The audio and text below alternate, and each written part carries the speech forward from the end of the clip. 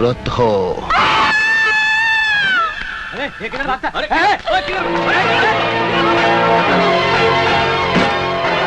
Sir, कल रात से मेरी बहन लापता है।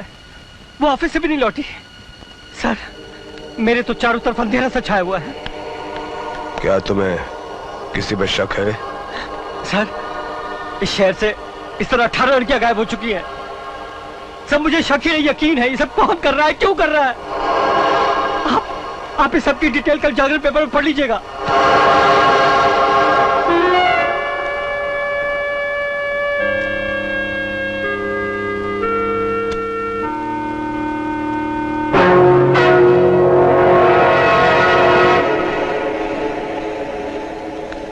लगता है तुम पत्रकार हो। हाँ, मैं पत्रकार हूँ, लेकिन वो पत्रकार नहीं जो रईस बदमाशों के मुंशी होते हैं, रखेल होते हैं। मैं पैसे की थाप पर कलम से थुमके नहीं लगवाता। मैं उनमें से हूँ जो कलम की नोक से झूठ का सिरा चीर देते हैं। आपसे मिलकर बड़ी खुशी हुई। आप चिंता मत कीजिए, आप बिल्कुल सही जगह पे आए हैं। जाइए, आप अपना काम कीजिए और विश्वास कीजिए, मैं अपना काम पूरी ईमानदारी के साथ करूंगा। Thank you sir, thank you very much.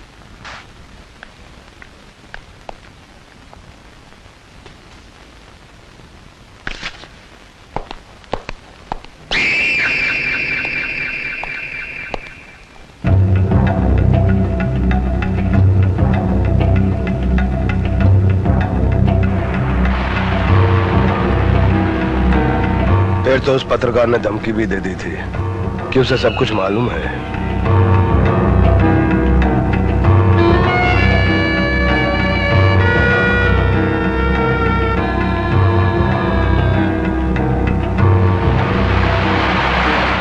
बहन का मामला था ना, इसीलिए वो अपने गुस्से को रोक ना सका। और वो अपनी मौत भी नहीं रोक पाएगा। शराब!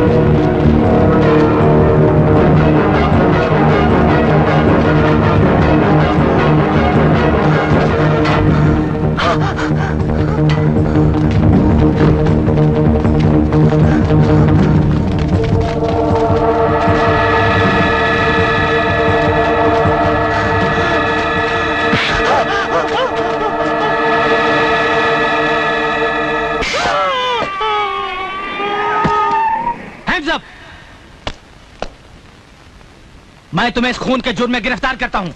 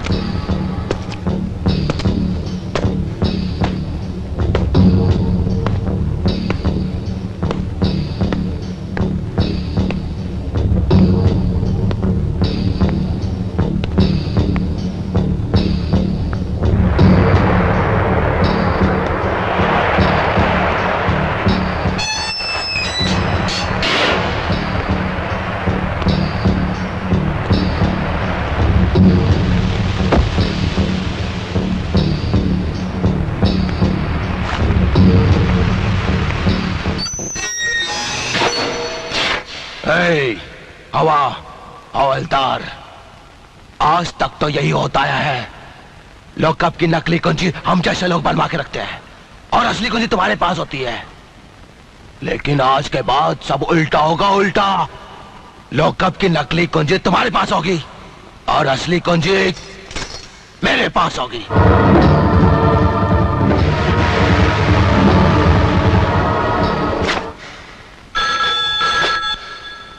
इंस्पेक्टर सिद्धांत हियर। सर, मैं हवलदार राम साखरे बोल रहा हूँ सर। बोलो। सर, कपाली यहाँ आया था, उसने इंस्पेक्टर शर्मा को बुरी तरीके से घायल कर दिया है सर। और सर, उसने उसको लॉकअप में बंद करके चाबी अपने साथ ले लिया है सर।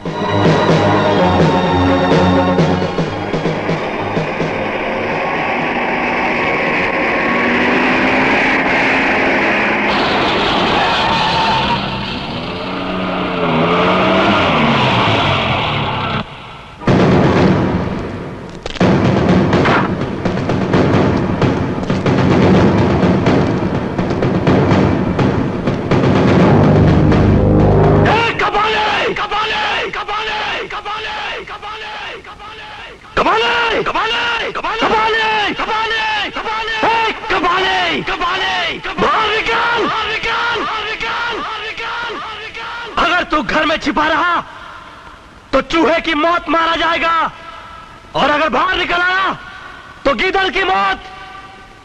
बोल, तुझे कौन सी मौत चाहिए?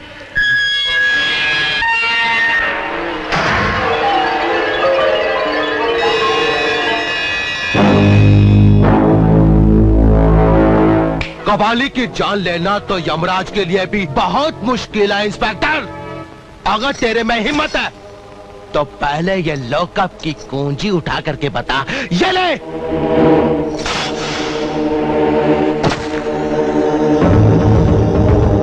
और ऐसे क्यों उतार रहे हो? क्या सरकार ने एक ही वर्दी दी है तुमको? मैं नहीं चाहता कि तुझ जैसे बीमार कुत्ते का खून मेरी ईमानदार वर्दी पर लगे। और मैं भी नहीं चाहता कि तेरे जैसे ट्रेंड कुत्ते का खून कपाली के इस बदन पर लगे। तेरा सारा खून निचोड़ कर यहीं बहा दूंगा, यहीं। मेरे नसों में खून के साथ साथ बारूद भी बहता है, और आज तुझे इस बारूद के धमाके भी सुनने पड़ेंगे।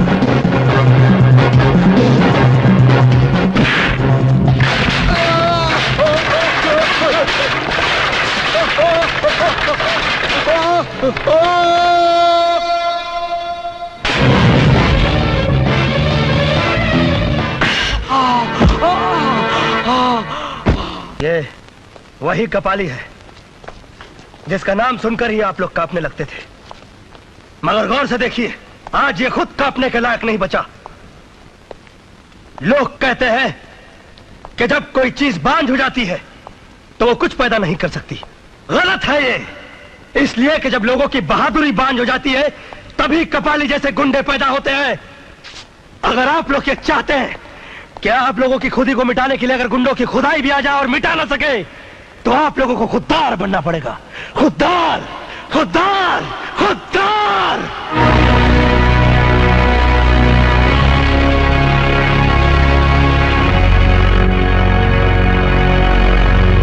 अगर आप लोगों में से हर आदमी खुददार बन जाए तो सिर्फ इस इलाके में क्या, पूरे देश में कपाली जैसे लोग पैदा नहीं होंगे, और अगर हुए भी तो उनका अंजाम इससे भी ज्यादा दर्दनाक और भयानक होगा।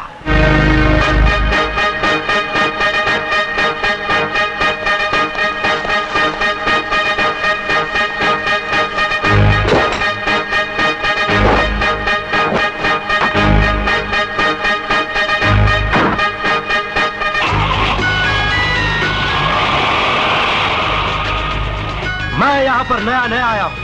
मेरी ये वर्दी देखकर आप लोग ये तो जान गए होंगे कि मैं पुलिस इंस्पेक्टर हूं, मगर ये नहीं जानते होंगे कि मैं किस किस्म का पुलिस इंस्पेक्टर हूँ। मैं कपाली जैसे गुंडों को पुलिस स्टेशन और थाने ले जाने से पहले उनकी इतनी मरम्मत करता हूँ कि वो अपनी शक्ल पहचानने से भी इनकार कर देते हैं। हाँ, मगर वो इंसानियत और कानून को अच्छी तरह से पहचानने लगते हैं। मैं आप लोगों से वादा करता हूँ कि आज के बाद इस इलाके में ना किसी गुंडे को पनपने दूंगा और ना ही गुंडाराज बनने दूंगा।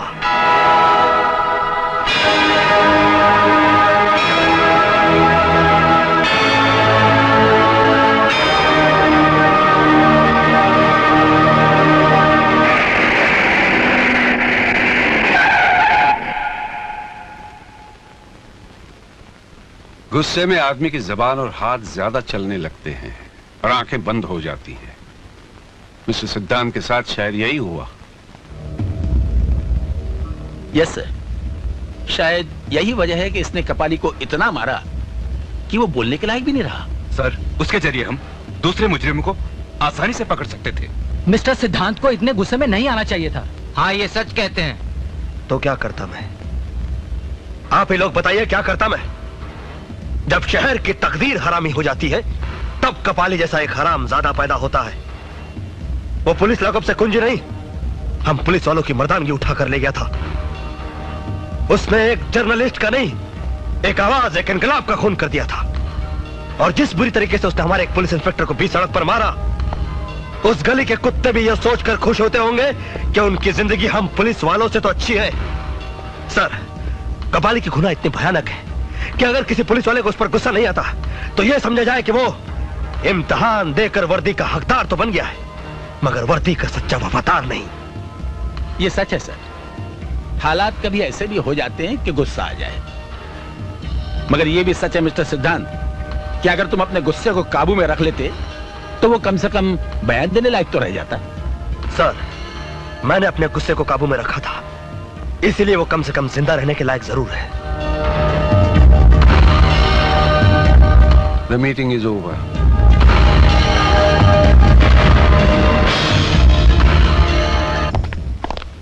सिद्धांत, उसका जिंदा रहना हमारे लिए बहुत जरूरी है। सर, हॉस्पिटल में कपाली के चारों तरफ और भी सख्त पहरा लगा दो। सर। और हाँ, डॉक्टर से कहना जैसे ही वो होश में आए फौरन तुम्हें फोन करे। Yes sir. Good luck. Sir, college में बहुत बड़ा हंगामा हो गया है।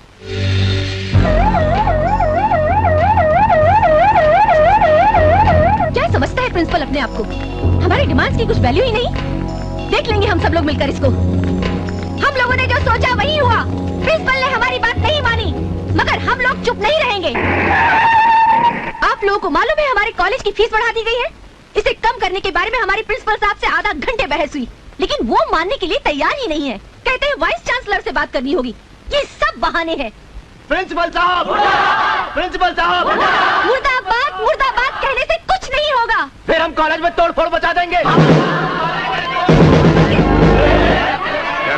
Shut up! Shut up! Shut up! College की फीस क्या थोड़ी बढ़ गई? आप लोगों ने हंगामा खड़ा कर दिया।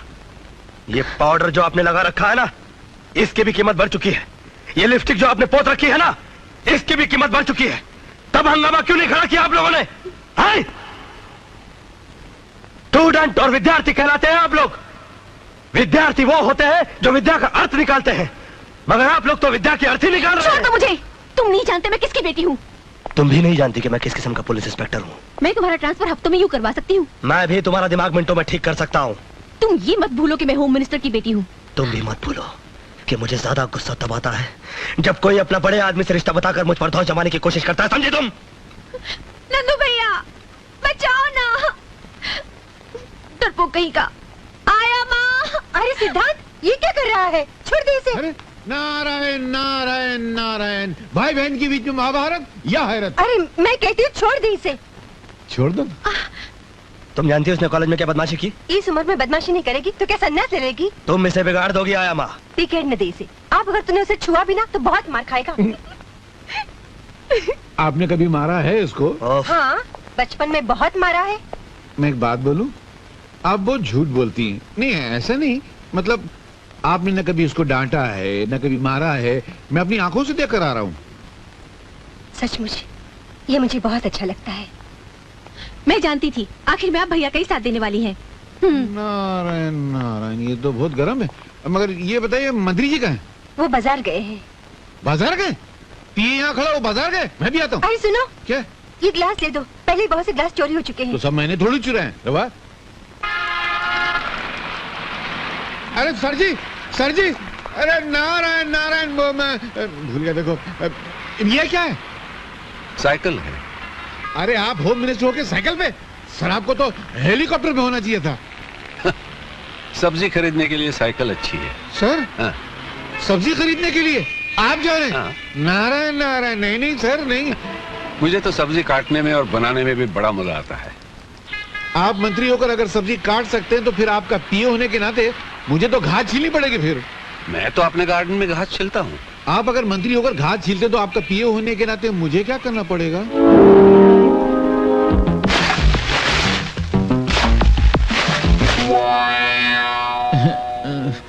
क्या सर, आपका पीए बनने में कितना खुश हुआ था। मैं समझा था कि मैं कैश कमाऊंगा, ऐश में रहूंगा। आपका पीए तो बन गया, मगर लगता है बिना खाए पिए ही मर जाऊंगा। सर थोड़ा कमाना था ना सर। ईमानदारी से जीना सीखो, उससे अगर कुछ बनता नहीं तो बिगड़ता तो नहीं ना। अरे क्या भगवान, मैंने तुझसे कहा था माशूका गद्दार मत देना, मालिक ईमानदार मत देना। तूने दोनों गड़बड़ कर दिया ना। ये क्या मालिक है, एक पैसा कमाने नहीं देता, देख जेब खाली है। मेरी कहानी फिर से लिखना, मैं आगे मिलता हूँ। अरे मालिक, सर मैं ये कह रहा था कि आजकल के जमाने में इतनी ईमानदारी अच्छी नहीं है, थोड़ी थोड़ी बेईमानी करना चाहिए। मेरे पिताजी कहा करते थे कि ईमानदारी वो गंजा सर है जिस पर नोटों के बाल कभी उग ही नहीं सकते। थोड़ी सी बेईमानी के तेल की मालिश करते रहना चाहिए। तो वे करेंगे ना सर, नहीं तो पैसा नहीं मिला, मजा नहीं आएगी। देखो, गलत कमाई करने से कभी कभी सर पे इतने जूते पड़ते हैं कि आदमी सचमुच गंजा हो जाता है। क्या बात करते? हाँ।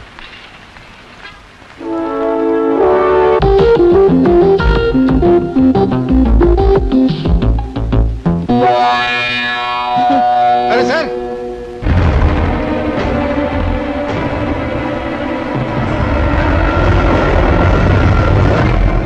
ये अच्छा हुआ कि कपाली को अब तक होश नहीं आया।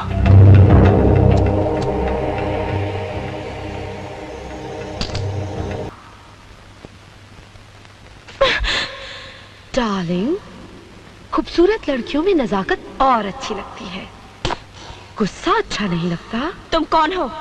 Baby doll. नहीं, अगर तुम प्यार से मान जाओ तो ठीक है। हम मुर्दों पर कफन डालने में जितना टाइम लगाते हैं उससे भी कम टाइम में इज्जतदारों के जिस्म से कपड़े उतारते हैं, समझे? भगवान के लिए मुझे छोड़ दो। स्टार्ट।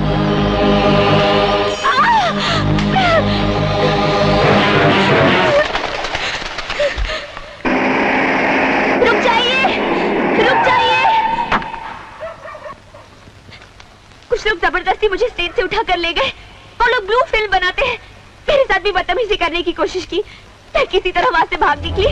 प्लीज चलिए मेरे साथ, वो लोग सामने वाले स्टेडियम में हैं। चलिए। आइए आइए इंस्पेक्टर साहब, यही है वो जगह जहां वो बदमाश मुझे लेकर आया था, उसी दरवाजे से। और यहाँ गुंडे खड़े थे और वहाँ कैमरामैन था और यहाँ कालीन बिछाया गया था।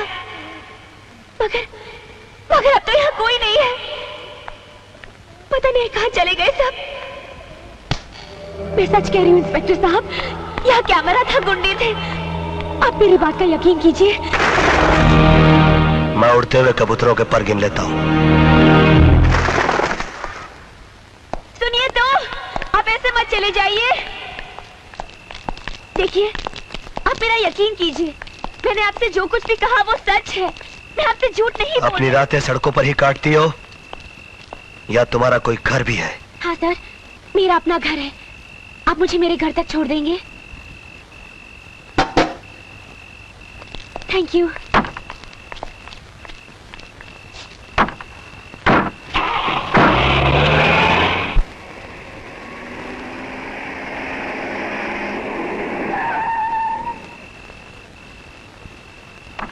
सर,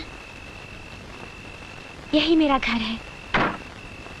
आइए ना मेरे घर में, मैं चाय बहुत अच्छा बनाती हूँ। आइए।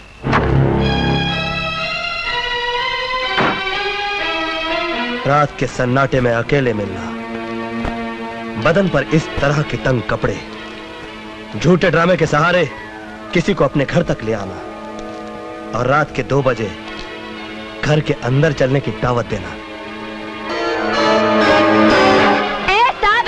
रुक जाओ, एहसान जताकर मत जा, सुन ले मेरी बात। तुमको देखकर एक चीज तो समझ में आ गई कि हर वो चीज जो चमकती है वो सोना नहीं होती। अब मुझे देखकर एक चीज तुम भी समझ लो कि हर वो चीज जो काली होती है वो कीचड़ नहीं होती। ओ मानिया, सलीम, एल्बर्ट, पिंटू, कालिया, जल्दी बाहर आओ।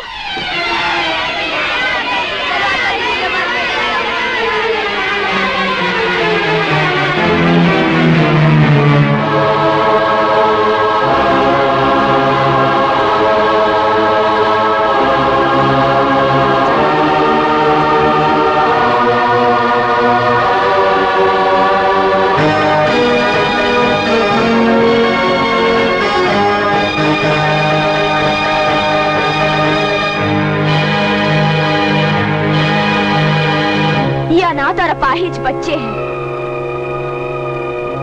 जिनके पास मेरे सिवा इस दुनिया में कोई नहीं है।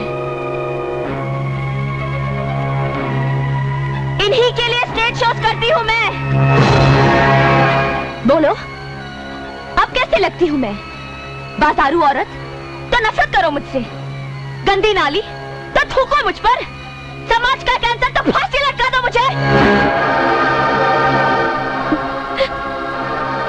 तुमने तो किसी न किसी औरत का दूध जरूर पिया होगा। तुम्हें उसी दूध की कसम, मैं जैसी लगती हूँ वैसी ही सजा दो मुझे।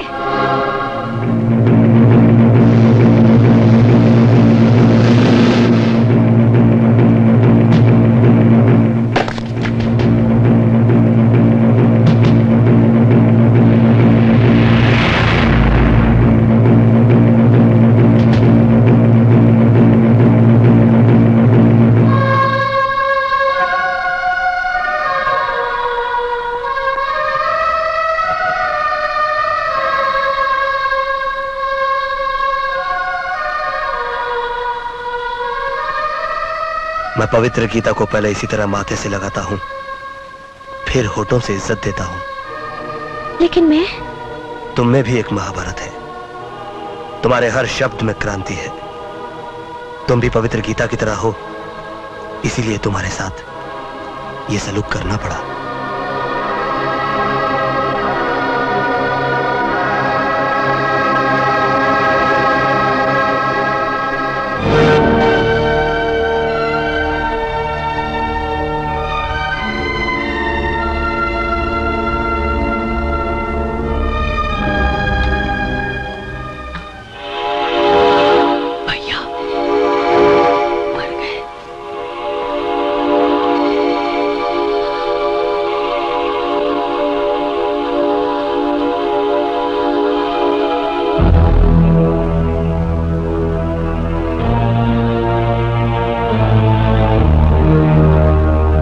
नंदो,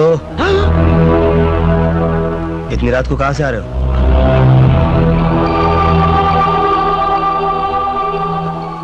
एक काम था, मैं काम कर रहा था भैया। देशभक्ति पर एक फिल्म बन रही है, मैं उसी की शूटिंग कर रहा था। ये तो अच्छी बात है, फिर इतना चोरी चोरी क्यों जा रहा था? वो बहुत रात हो गई थी ना भैया, इसलिए। देख, मेरी 2 बातें याद रखना। एक तो ये कि काम के लिए कभी दिन रात मत देखना, और दूसरी बात कि चोरों के कदमों की आवाज मैं अपने कानों से सुनता हूं, मगर अपने भाई के कदमों की आहट मैं अपने दिल से महसूस करता हूं। इसलिए एक बार मुझसे चोर बच सकता है, मगर मेरा भाई नहीं। चल जा, जाके सो जा।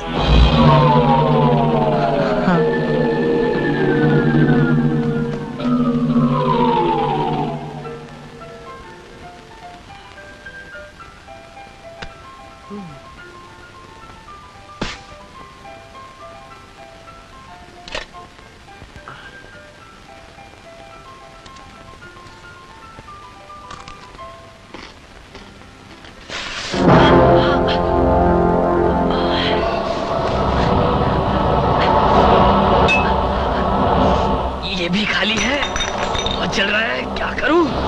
अरे नंदू, ये क्या हो गया तुझे? कुछ नहीं भैया, थोड़ा सा। ये थोड़ा लग रहा तुझे?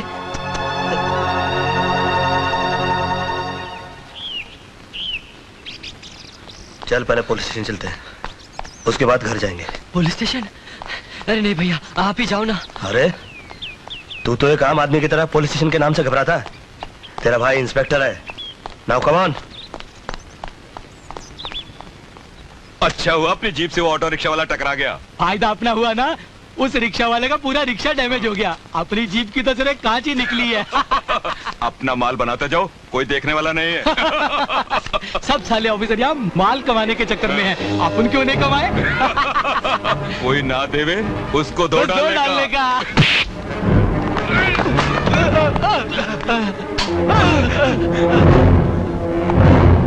लाइट्स। ये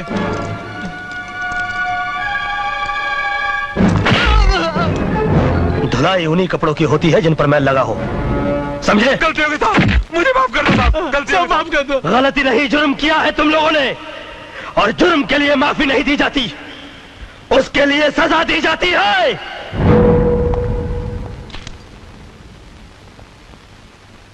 नंदू कहां चला गया? ओह, कॉलेज चला गया हुआ। ये 11 बज गया, अभी तक सब इंस्पेक्टर वर्धन क्यों नहीं आए? सर वो हमेशा लेट ही आते हैं।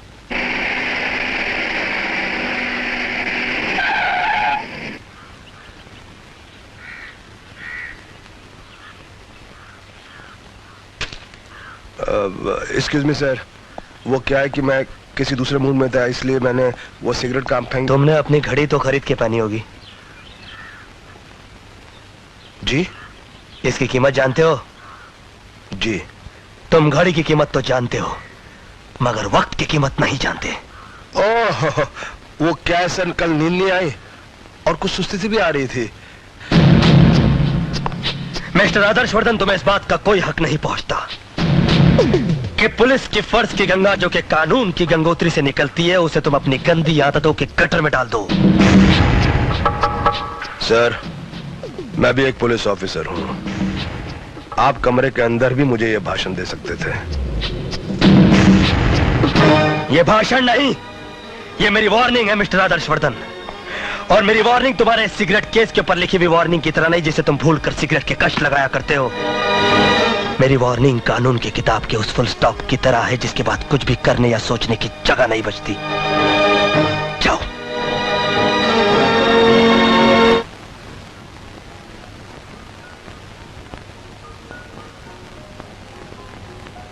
पूजा, तुमने गुंडों को पहचान लिया है।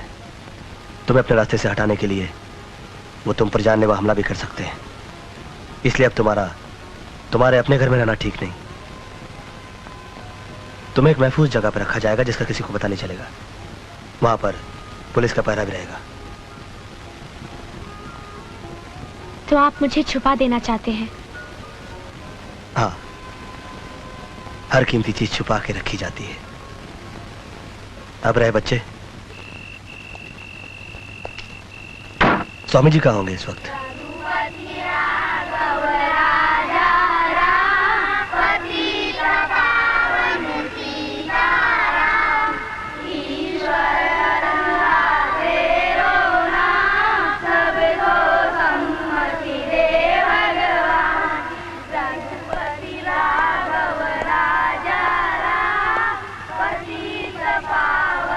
प्रणाम स्वामी जी। सुखी रहो।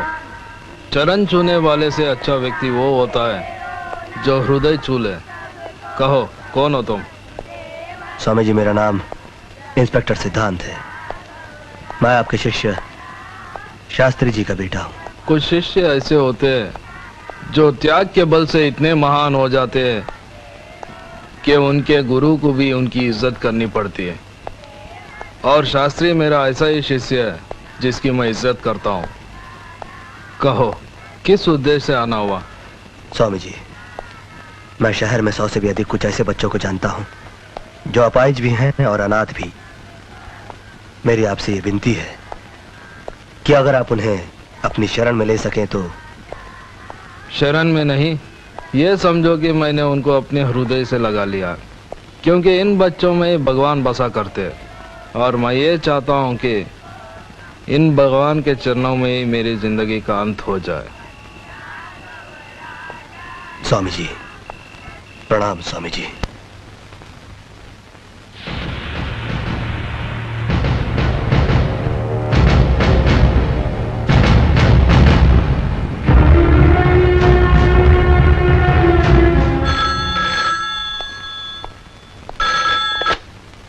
सर, कपाली की हालत सुधर रही है, धीरे धीरे उसे होश आ रहा है और मैं समझता हूँ कि कुछ ही देर में वो बयान देने काबिल हो जाएगा।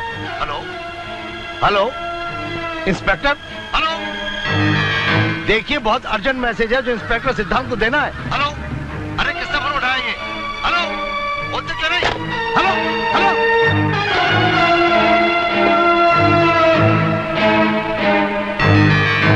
डॉक्टर का फोन आया है कि कपाली होश में आने वाला है। कपाली को किसी भी तरह हॉस्पिटल से निकालना होगा। अगर होश आने पर उसने हमारे खिलाफ पुलिस को बयान दे दिया तो हम सब बेमौत मारे जाएंगे। कपाली इतना कमजोर नहीं है बाबूजान जो इतनी जल्दी सबको चुगल दे। मिस्टर सलीम शूटर,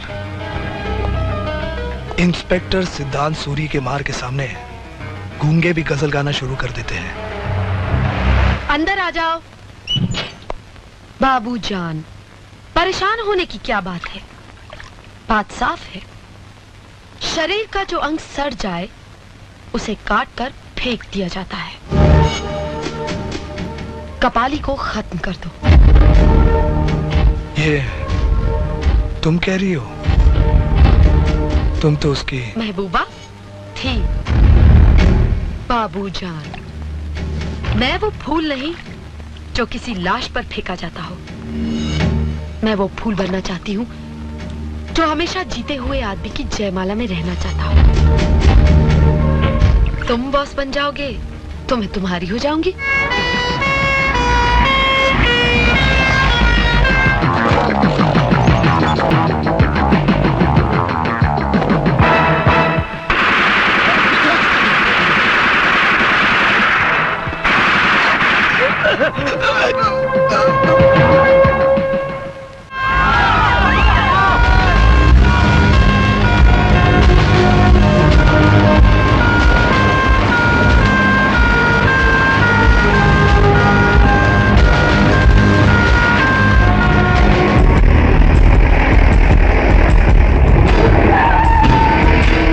पिछले गेट के क्राउड को कंट्रोल करो, जाओ।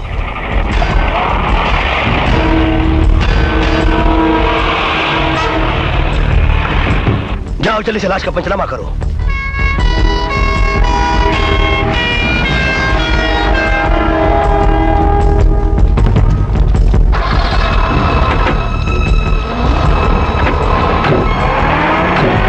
पीछे हटो, पीछे हटो, ऐसे पीछे।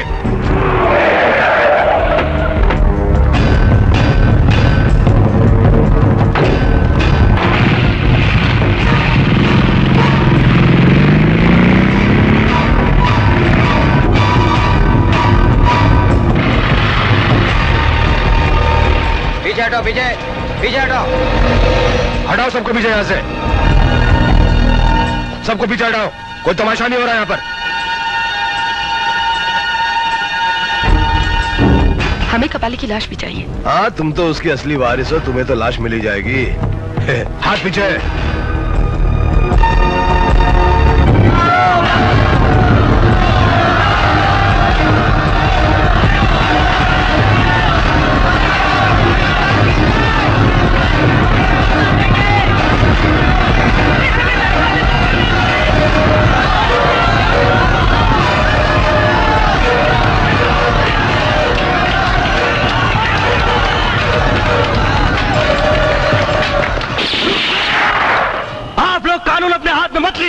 अरे कानून को तो तुम लोग अपने हाथ में लेते हो। हाँ, तुम लोग। हाँ, हम कानून अपने हाथ में लेते हैं, लेकिन उसी इज्जत के साथ जिस तरह कोई गीता या कुरान अपने हाथ में लेता हो।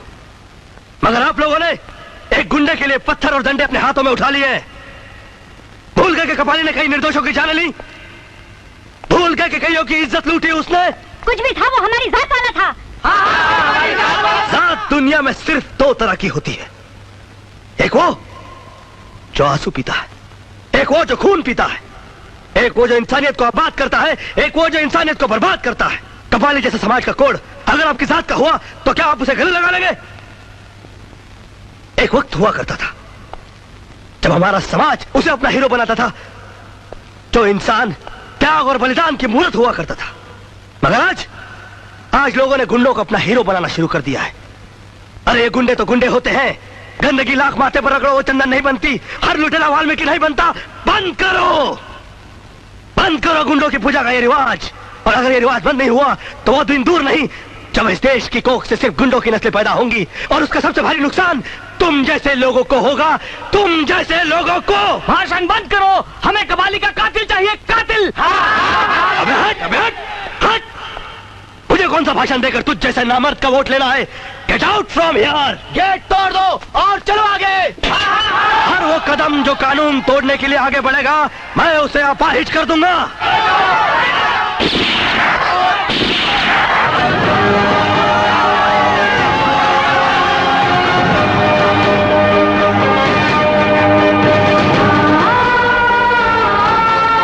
कपाली को सबसे पहले होश में आते मैंने देखा था, और सबसे पहले मैंने ही आपको फोन किया। इम्पॉसिबल। अगर आपने मुझे सबसे पहले फोन किया होता तो कातिल के पहुंचने से पहले इंस्पेक्टर सिद्धांत यहाँ होता। आप मेरी बात के यकीन कीजिए कि मैंने आपके थाने फोन किया था और किसी आदमी ने फोन उठाया था। मैंने कपाली के बारे में सारी बातें उसे बता दी थी ताकि आपको खबर दे सके। कौन था वो? मैंने उससे बार बार पूछा कौन हो तुम, कौन हो तुम। उसे जवाब तो नहीं दिया लेकिन फोन काट दिया।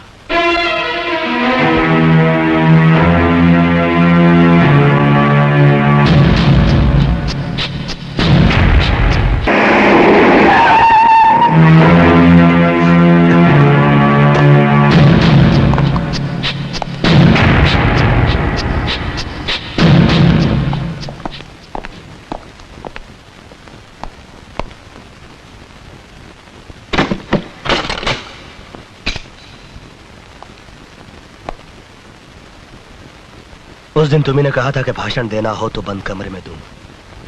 आखिर तुम भी एक पुलिस ऑफिसर हो, इसीलिए दरवाजा बंद कर दिया। बताओ, कल जब डॉक्टर का फोन आया तुमने मुझे खबर क्यों नहीं की? मैंने फोन नहीं उठाया। झूठ बोलते हो तुम। तुमने कपाली का मर्डर कैसे करवाया? मैंने कुछ नहीं कहा, झूठ है ये सब। झूठ वो है जो तुम बोल रहे हो।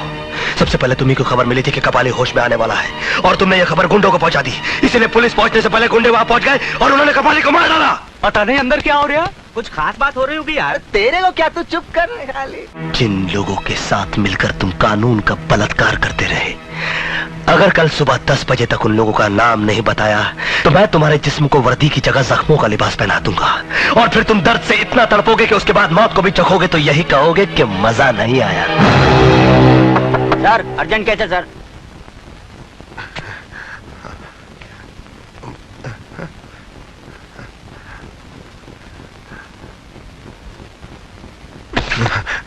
आओ, और हो सके तो मुस्कुराहट का कफन अपने होठों पे डाल दो ताकि अपने छोटों के सामने बेइज्जत होने से बच जाओ।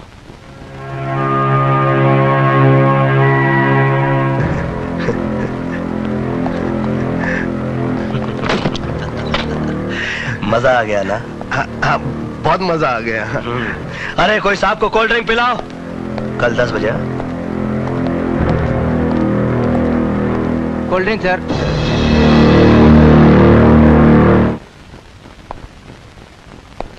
पिताजी, जब आप पुलिस डिपार्टमेंट में डीएसपी थे, उस वक्त सिद्धांत के पिता शास्त्री जी मंत्री थे। उन्होंने आप पे आरोप लगाया था कि आप एक ईमानदार ऑफिसर नहीं, आप करप्ट हैं, आप रिश्वत लेते हैं। वो आपको नौकरी से निकाल देना चाहते थे, लेकिन उससे पहले ही बदनामी के डर से आपने।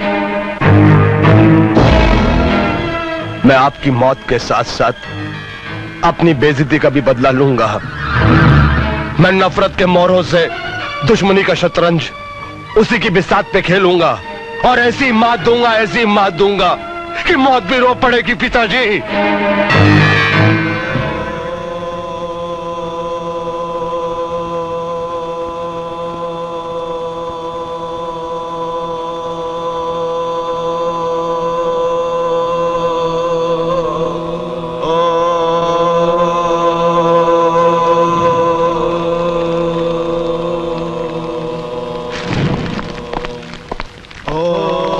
नमस्ते Swami ji.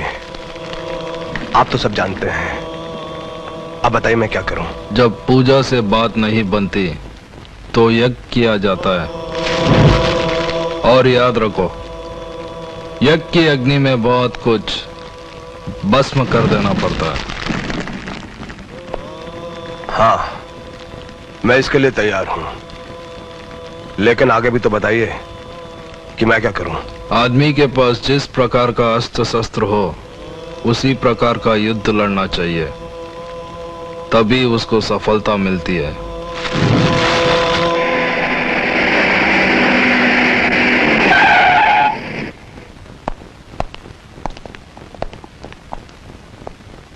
Good morning mister सिद्धांत।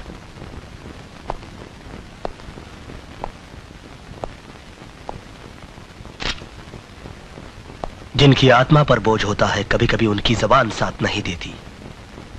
शायद इसीलिए तुम अपना बयान लिख कर लाए हो। अब मैं इस वर्दी के पिंजरे से आजाद हो चुका हूं। ना तुम मेरे सीनियर और ना मैं तुम्हारा जूनियर। अब मुझसे सवाल करने के लिए तुम्हें अदालत के दरवाजे खटखटाने होंगे। कमिश्नर साहब को पता है कि इस वक्त मैं तुमसे मिलने आया हूं। हद से बाहर मत निकलो, वरना कानून के शिकंजे में फंस जाओगे।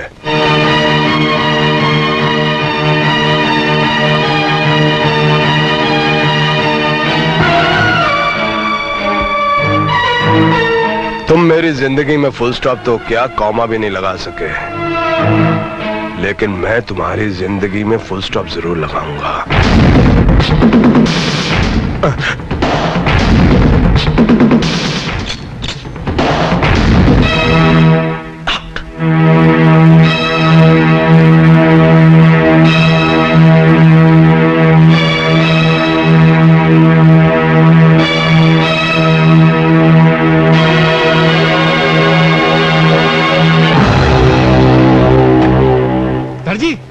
सर जी वाह, बाप बेटी दोनों यही है। बड़ी जबरदस्त खुशखबरी लाया हूँ। आपने कहा था ना बहना के लोग अच्छा तो रिश्ता लेकर आओ, तो मैं रिश्ता लेकर आया हूँ। अरे वाह, फिर वही रिश्ता। तू क्या आते जाते मेरे पैर पे मार के तोड़ती, तेरे को कोई और मिलता नहीं है क्या? ये तो मेरा है। आपके पास कहाँ से आया? पता नहीं, हाथ लगाया तो शायद हाथ में आ गया होगा। दीजिए। ये लो, जाओ। सर, बड़ा अच्छा रिश्ता लाया हूँ। वो बहुत बड़े लोग हैं। कमल राय कंपनी है ट्रांसपोर्ट की। हिंदुस्तान में उनके 50 ऑफिसेज हैं, 400 ट्रक हैं। वाह, 1200 करोड़ के मालिक, बहुत नाम वाले लोग हैं। ईमानदार हैं? ईमानदार? वो तो मैंने पूछा नहीं, वो आप आए तो पूछ लेना। मगर मुझे लगता नहीं कि ये रिश्ता हो सकेगा। क्यों? मुझे नहीं लगता, क्योंकि वो लड़के के बाप हैं, आप लड़की के बाप हैं, और लड़के का बाप लड़की के बाप से जहेज तो मांगेगा, और जैसे ही बाप से जहेज मांगेगा आप उसको इतना लंबा भाषण पिला देंगे और धक्का मार के बाहर निकाल देंगे। कुछ होने वाला नहीं। मैं भी हवा की जमीन पर धुएं की दीवार से किला बनाता रहता हूँ। फिर भी ले आऊं तो बुला के ले आऊं? अच्छा रहेगा, बात हो जाएगा, फ्लॉप तो होने वाली है। मैं भी उल्लू का पटा खामा खा की टेबल टेनिस खेलता रहता हूँ। सेठ जी, सेठ जी आइए आइए। नमस्ते जी। नहीं मैं नहीं, मैं तो पिए हूँ। उधर हो आप, कहाँ थे इतनी देर से? आइए। सर ये लीजिए।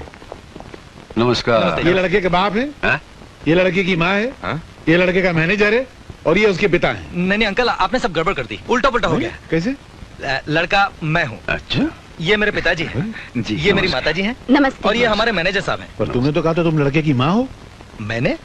अच्छा, आप लोग बैठिए ना। हाँ, मैं भी वहाँ बैठ जाता हूँ। सब फ्लॉप तो होने वाला है, आपने क्या करने का? अच्छा, क्या काम करते हो? जी मैं ग्रेजुएट हूँ, और डैडी के सारे बिजनेस मैं ही संभालता हूँ। अच्छा, हम दोनों पति पत्नी 6 महीने तो तीरथ पर रहते हैं। हाँ जी। अच्छा, आप लोग दहेज में क्या लेंगे? हमें बहू के अलावा दहेज में कुछ नहीं चाहिए। जी हमारे लिए सौभाग्य की बात यही होगी कि हमारा रिश्ता आपके यहाँ तय हो जाए। कन्हैयालाल, ओ कन्हैयालाल, हाँ क्या हुआ?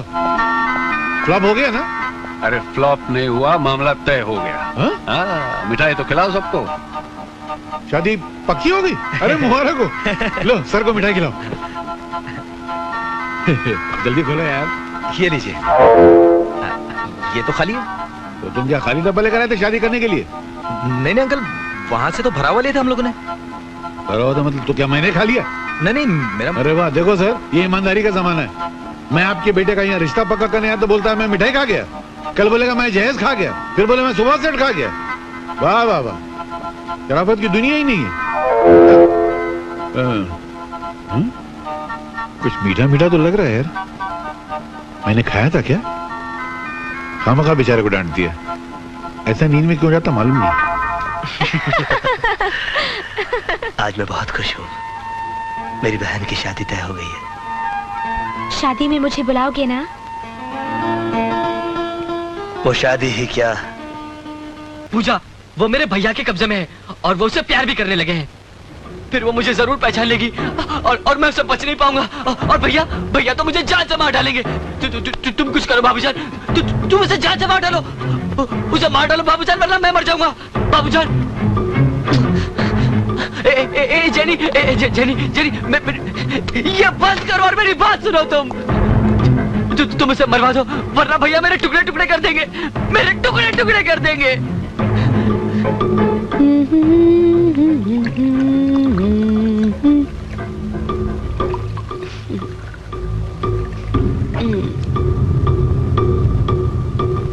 बाबूजान, याद रख,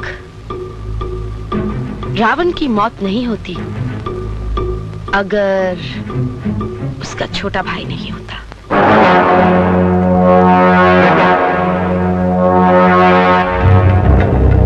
पूजा कहाँ है?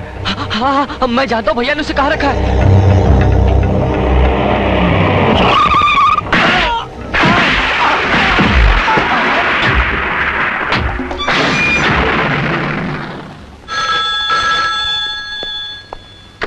हेलो सर, मैं हवलदार रमन्ना बोल रहा हूँ। कुछ गुंडों ने उस घर पर हमला कर दिया है जहाँ आपने पूजा जी को रखा है। आप जल्दी आ जाइए। पूजा, पूजा, पूजा।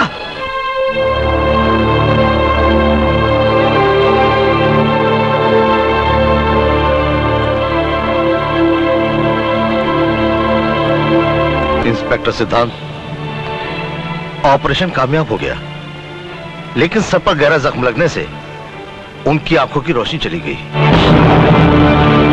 इंस्पेक्टर सिद्धांत, आपका डिपार्टमेंट मुजरिमों के खिलाफ गवाह तो तैयार कर लेता है, लेकिन उनकी रक्षा नहीं कर पाता। मैंने उसके लिए 2 कार्ड दिए थे डॉक्टर। वो गुंडों को नहीं रोक पाए तो गलती उनकी थी या आपके डिपार्टमेंट की? और फिर सजा किसको मिली? किसको मिली सजा? चूंकि पूजा स्टेज की आर्टिस्ट थी, इसलिए पहले से मैं उसको जानता था। माँ बाप तो है नहीं, पहले से उसकी जिंदगी वीरान थी, अब तो उसकी जिंदगी में अंधेरा ही छा गया। कुछ लोग उसके अंधेपन का फायदा उठाने की कोशिश करेंगे और दुश्मन तो उसे मार ही डालेगा। फिर आगे उसकी बर्बादी का जिम्मेदार कौन होगा? किसी के भी जिम्मेदार होने का कोई सवाल ही पैदा नहीं होता, इसलिए कि वो बर्बाद ही नहीं होगी। मैं उससे शादी करूंगा।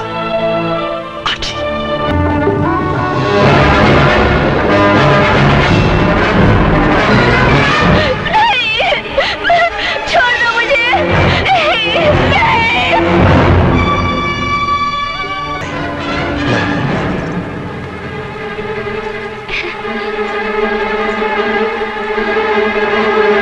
कितने भोले भाले लगते हैं। एक थोड़ी, पहले 6 आना चाहिए। एक। अरे सुनो, हाँ? कोई बकरा आ रहा है, जा तू, जा। मेरी घड़ी कहाँ गई? मुझे क्या मालूम? आपने ही चुराई होगी। क्या मतलब? मेरे जेब में किसी घड़ी निकलती है? हाँ। क्या ये कहाँ से आई? घड़ी दीजिए मेरी। मगर नहीं, हाँ लेना यार, घड़ी दीजिए ना। लेना जा। नमस्ते जी। नमस्ते। क्या है? मिनिस्टर साहब घर में हैं? तुमने मिनिस्टर साहब को कभी देखा है? जी नहीं। फिर कैसे पूछा कि मिनिस्टर साहब घर पे हैं? हो सकता है कि मैं ही मिनिस्टर हूँ फिर। खड़े रहो। मेरा मतलब है कि उनमें और मुझ में कुछ ज्यादा फासला नहीं है। वो मुझ में है और मैं उनमें हूँ। उनमें और मुझ में इतना ही फर्क है जितना मुझ में और मुझ में है, तुझ में और तुझ में है। जी मैं कुछ समझा नहीं। मैं खुद नहीं समझा तो तुमको क्या समझाऊं? बोलो क्या काम है? सर हाँ? मेरी एक लड़की है। मेरा शादी करने का कोई इरादा नहीं है। मैं शादी की नहीं, हाँ। मैं उसका एडमिशन मेडिकल कॉलेज में करवाना चाहता था। मेडिकल कॉलेज में? जी। आपको मालूम है मेडिकल कॉलेज की सीट कितनी महंगी है? एक लड़का 105% लेके पास हुआ था। 105? हाँ, 100 लिखाई के 5 सफाई के। सफाई के? अरे कुछ लिखा ही नहीं तो सफाई नहीं हुई यार। तो उसने 5 लाख रुपया भरा तब जाकर उसको सीट मिली। तुम्हारे पास 5 लाख रुपया, अभी सीट दिलाता हूँ। सर 5 लाख रुपए तो मैंने कभी सपने में भी नहीं देखे। सपने में भी नहीं देखे? भिखारी लगता है। चलो मेरे दिल में रहम है, मैं तुम पर रहम खाता हूँ। 1 लाख रुपया तो सीट दिला देता हूँ। सर मैं जिस मोहल्ले में रहता हूँ ना, वहाँ के तमाम मकान बेच दिए जाएं। उन मकान में रहने वालों के सारे कपड़े लत्ते बर्तन सारे बेच दिए जाएं। उन लोगों को भी बेच दिया जाए तो भी 1 लाख रुपए इकट्ठा नहीं हो पाएगा। अनाथ आश्रम में रहता है क्या बे? अबे 50,000 दे सकता है कि नहीं? सर 40 साल हो गए मुझे नौकरी करते करते, अब तक मेरे प्रोविडेंट फंड में 50,000 नहीं जमा हो पाए। साला, अबे 5,000 देगा? मेरी औकात नहीं है। 500 रुपया देगा? तनख्वाह नहीं है मेरी। अबे तो तेरी औकात कितनी है? 5 रुपए की। हा? होम मिनिस्टर का पीए और 5 रुपए रिश्वत? थू थू थू, हट! इससे तो ईमानदारी अच्छी है। अबे हम लोग वो लोग नहीं है जो 5 रुपए और 5 लाख रुपए के लिए ईमान बेच देते हैं। हम देश प्रेमी है, देशद्रोही नहीं। निकल जाओ यहाँ से। मगर मेरा एडमिशन? मैं निकल तेरी मेरी बच्ची का जेल करा दूंगा तुमको। हमारा ईमान खरीदते हो? हम जैसे सच्चे लोग जिन्होंने कभी आज तक रिश्वत नहीं ली। निकलो हवलदार, पुलिस वाले, गिरफ्तार कर लो। बताओ 5 रुपए रिश्वत देता। अरे सिद्धांत कहाँ है? यहाँ बाबूजी। आओ बेटे आओ। बैठो। सिद्धांत, मैं सोचता हूँ कि कुछ दिनों के लिए बहू को लेकर तुम किसी अच्छी जगह पे चले जाओ। ये हुई ना कोई बात, और ये शुभ कार्य आज ही कर डालिए। क्यों भैया? कुछ बोलते ही नहीं है। कैसे बोलेगा? ये तेरी तरह बेवकूफ नहीं है। ये जानता है कि इलेक्शन के हंगामे शुरू हो गए हैं। बाबूजी इलेक्शन में खड़े हैं, कितना काम है यहाँ पर। क्या नंदू, बराबर है ना? इतना काम है तो छोड़ दीजिए बाबूजी, इन्हें काम करने दीजिए। अरे मेरे इलेक्शन की चिंता तुम क्यों कर रहे हो? मैं देख लूंगा। और वैसे भी तुम सरकारी अफसर हो, तुमसे 1 वोट से ज्यादा फायदा नहीं होने वाला। बहू एक से एक कई सदमों से गुजरी है, जरा बाहर जाएगी तो उसका दिल भी बहल जाएगा। और तुम ये क्यों नहीं सोचते, नई नई दुल्हन के कुछ अरमान भी तो होते हैं। हाँ, और उन्हें पूरा करना ये भी तुम्हारी ड्यूटी है। हाँ। ठीक है।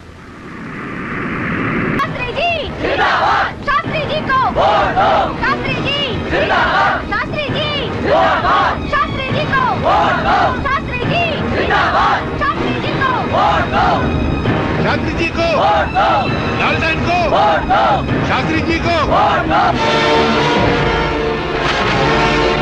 आदर्श वर्धन को वोट दो, आदर्श वर्धन जिंदाबाद, आदर्श वर्धन को वोट दो, आदर्श वर्धन जिंदाबाद, शास्त्री जी को वोट दो, लालटेन को वोट दो, आदर्श वर्धन को वोट दो।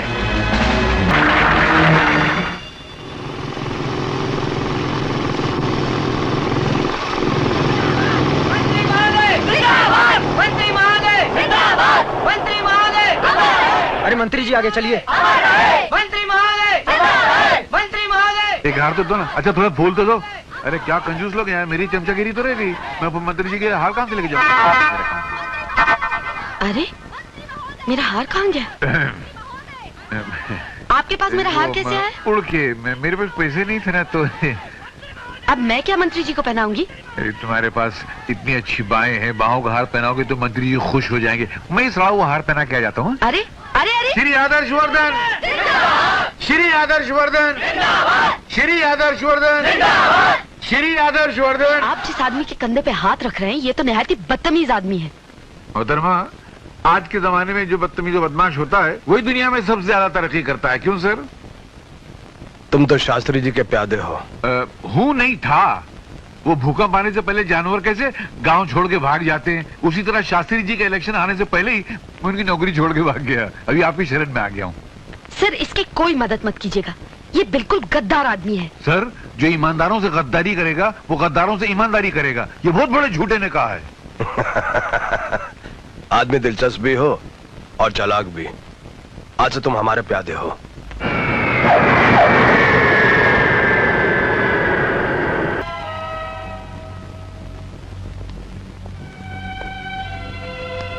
अरे सिद्धांत, आ गए?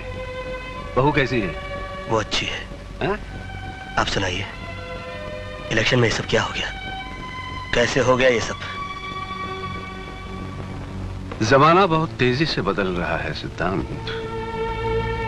इस इलाके के इलेक्शन में खड़े होने के लिए या तो आदमी को गुंडा बनना पड़ेगा, या तो सिर्फ गुंडे ही इलेक्शन में खड़े हो सकेंगे। नारायण नारायण नारायण, आपने बिल्कुल सच कहा। इन्होंने भी इलेक्शन जीतने के लिए गुंडागर्दी की, बम मारे, बूथ कैप्चरिंग की, पता नहीं क्या क्या कर डाला इन्होंने। आप ये मत समझना कि मैं आपके जख्मों पर नमक छिड़कने के लिए आया हूं। आप मेरे पुराने मालिक हैं और आप ही की कुर्सी मुझे मिली है। मैं तो यहां पर सिर्फ आपका आशीर्वाद लेने आया हूं। आशीर्वाद दीजिए मुझे। नहीं देना? कोई बात नहीं, वो क्या कि मैं जरा जल्दी में हूं, मीटिंग का वक्त हो गया है। आइए। आप चलिए, मैं 2 मिनट में आता हूँ। क्या मेरे पुराने मालिक है ना, मैं भी जरा आशीर्वाद लेकर आता हूँ। जल्दी आ जाना। बस अभी आया। मालिक, मुझे एक आशीर्वाद दीजिए। ये जो मेरा नया मालिक है ना, ये जितना कमीना है, जितना 420 है, जितना बेईमान है, जितना खबीस है, उससे ज्यादा हो जाए, ताकि इसके घर में दौलत की गंगा बह कर आए, उस गंगा में थोड़ा सा नहा लूं। मुझे अभी तो कुछ मिला नहीं है, एक मरे आदमी की टोपी मिली है खाली। ये आशीर्वाद तो आपको देना पड़ेगा। आशीर्वाद दीजिए ना, दीजिए ना, दीजिए ना।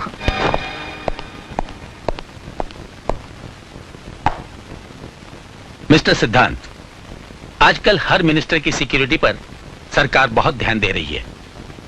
एक नए मंत्री जी ने अपने बॉडीगार्ड के लिए तुम्हारा नाम दिया, जिसे हमें मानना ही पड़ा। कल से तुम उनके बॉडीगार्ड रहोगे। वो मंत्री हैं श्री आदर्श वर्धन।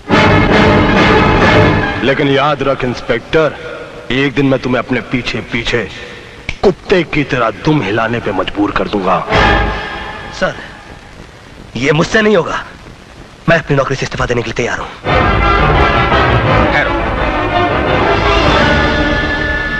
मैं तुम्हें एक रात और देता हूं, ताकि तुम अपने फैसले पर गौर कर सको।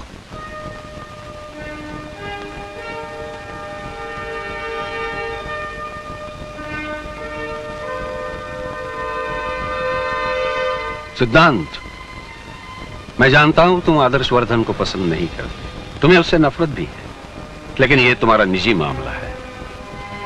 एक इंस्पेक्टर होने के नाते इन सब बातों से ऊपर उठकर तुम्हें सोचना होगा। देखो बेटे, ड्यूटी एक ऐसी चीज है जो कभी कभी रोते हुए भी निभानी पड़ती है।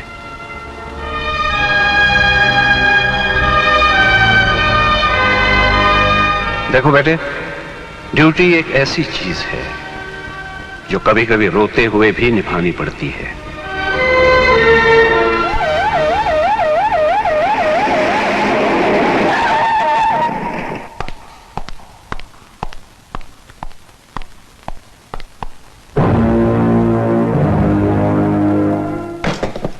इसी जगह हमारे बीच एक रिश्ता टूटा था।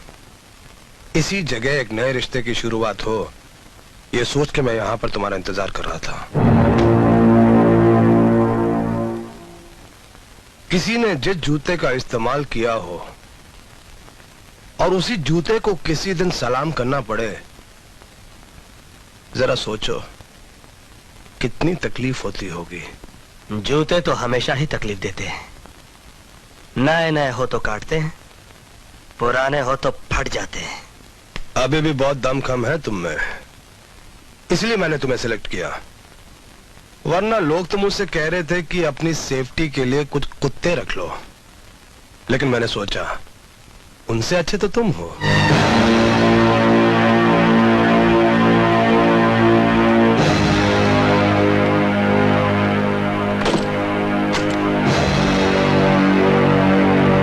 अभी मैं जरा सा शोर मचा दूं कि पुरानी दुश्मनी की वजह से तुम यहां पर मुझे मारने की कोशिश कर रहे थे, तो आज मुझे ना किसी गवाह ना किसी सबूत की जरूरत पड़ेगी।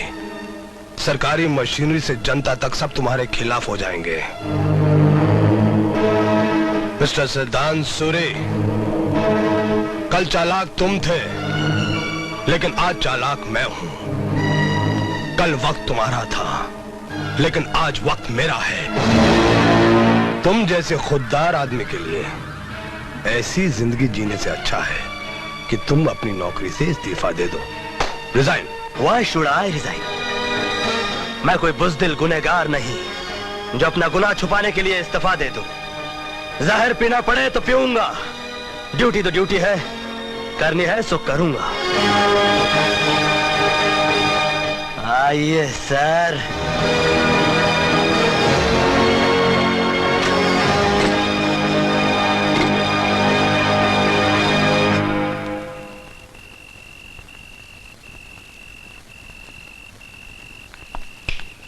तुम यहीं ठहरो। ये आलीशान बंगला मुझे सरकार ने दिया है। आज से तुम्हारी ड्यूटी शुरू। खड़े रहो वहीं दरवाजे पर।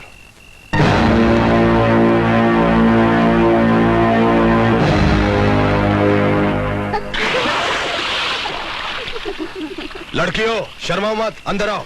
कन्हैया कल का प्रोग्राम बताओ। 10 बजे दलाल राय से मीटिंग है जो आपको 10 लाख रुपया देने वाले हैं। उनको गारमेंट फैक्ट्री खोलना है।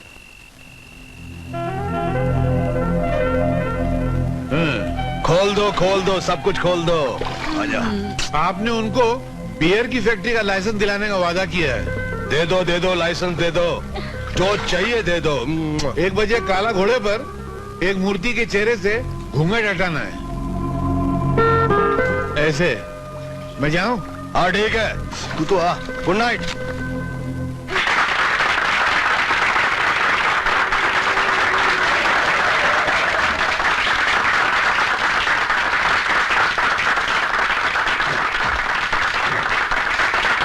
नमस्ते।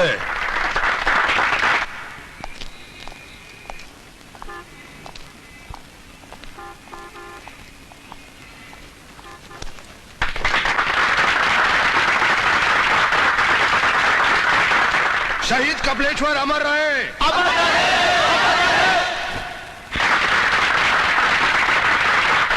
मेरे प्यारे दोस्तों, मैं शहीद कपिलेश्वर को तब से जानता हूं जब वो सिर्फ कपाली था। बहुत बड़ा त्यागी था, दिलेर था, वो एक मसीहा था। लेकिन अफसोस उनका अंजाम भी वही हुआ जो बहुत सारे देश प्रेमियों का हुआ है। पुलिस कस्टडी में उसकी हत्या कर दी गई। इसलिए मैं पुलिस की नौकरी से इस्तीफा देकर राजनीति में आया हूं, ताकि वर्दी पहनकर जो लोग हमारी गरीब जनता पर जुल्म कर रहे हैं, मैं उनका पर्दाफाश कर सकूं, उन्हें सजा दिलवा सकूं, उनकी धज्जियां उड़ा सकूं।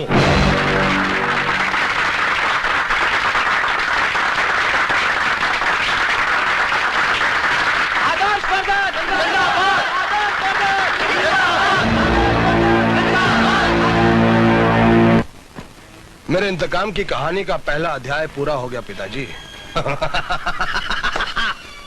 लेकिन पिताजी, अंजाम ये नहीं है। अंजाम ये है कि जिस तरह गांव वाले फसल काटते हैं, उसी तरह से मैं इंस्पेक्टर सिद्धांत के खानदान और नस्ल को काट दूंगा। इंस्पेक्टर सिद्धांत, एक मिनट। आपके लिए बहुत बड़ी खुशखबरी है।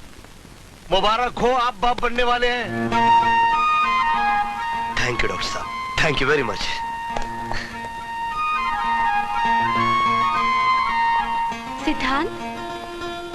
सिद्धांत, डॉक्टर ने क्या कहा?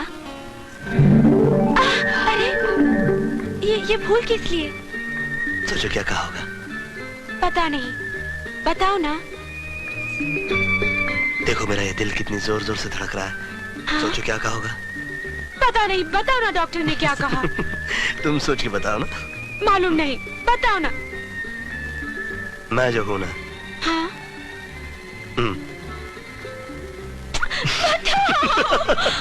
और तुम जो हो ना। हाँ?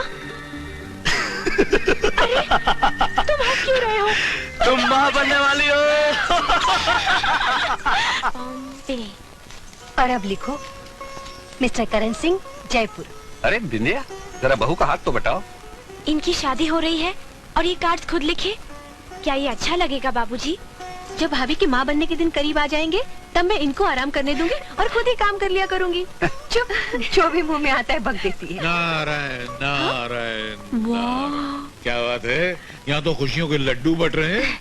नमस्ते भाई साहब। अरे नमस्ते, कैसी है? ठीक हो? क्या बात है, बड़े खुश लग रहे हो। हाँ, वक्त वक्त की बात है।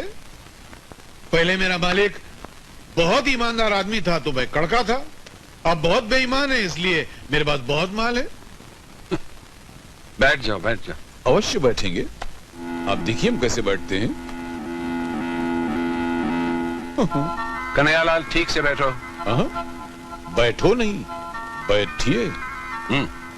बैठो का जमाना गया जब कुछ लोग मुझे कहते थे बैठो और मैं सुकड़ के बैठ जाता था। अब लोग मुझे इज्जत से कहते हैं कि बैठिए और मैं शान से फैल जाता हूँ।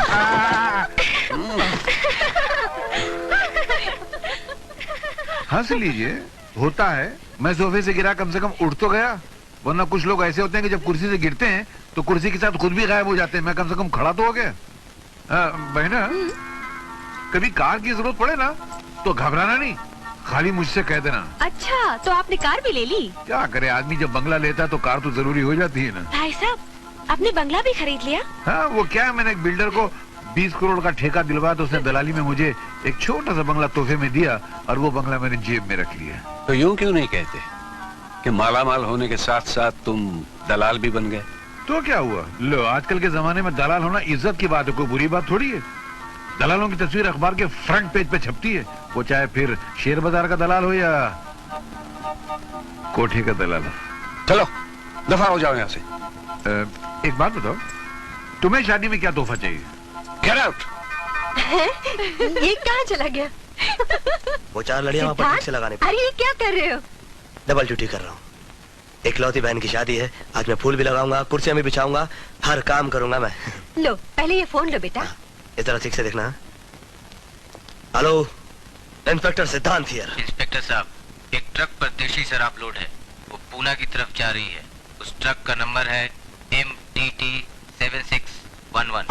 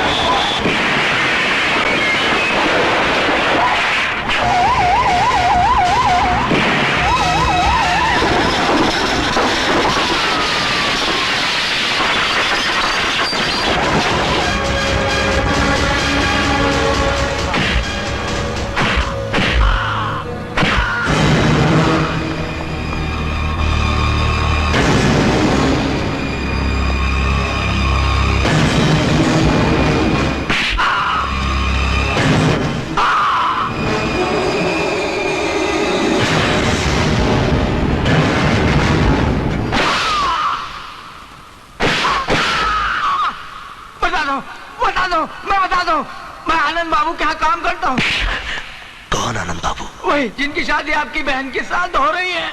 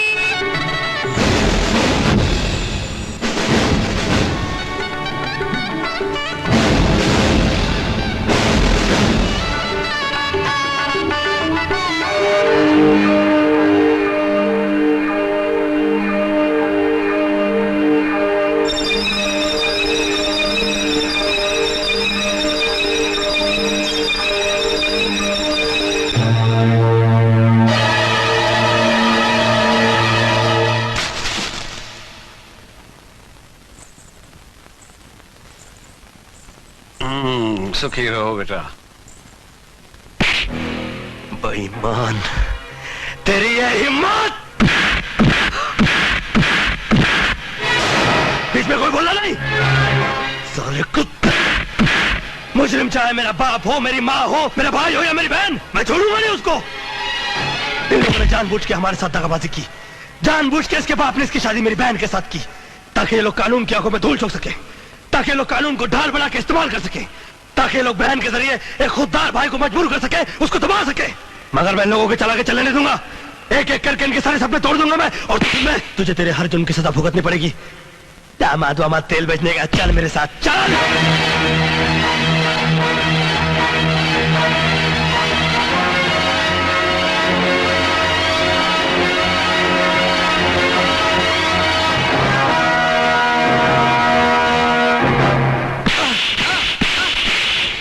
कमला ट्रांसपोर्ट का मालिक तू ही है ना?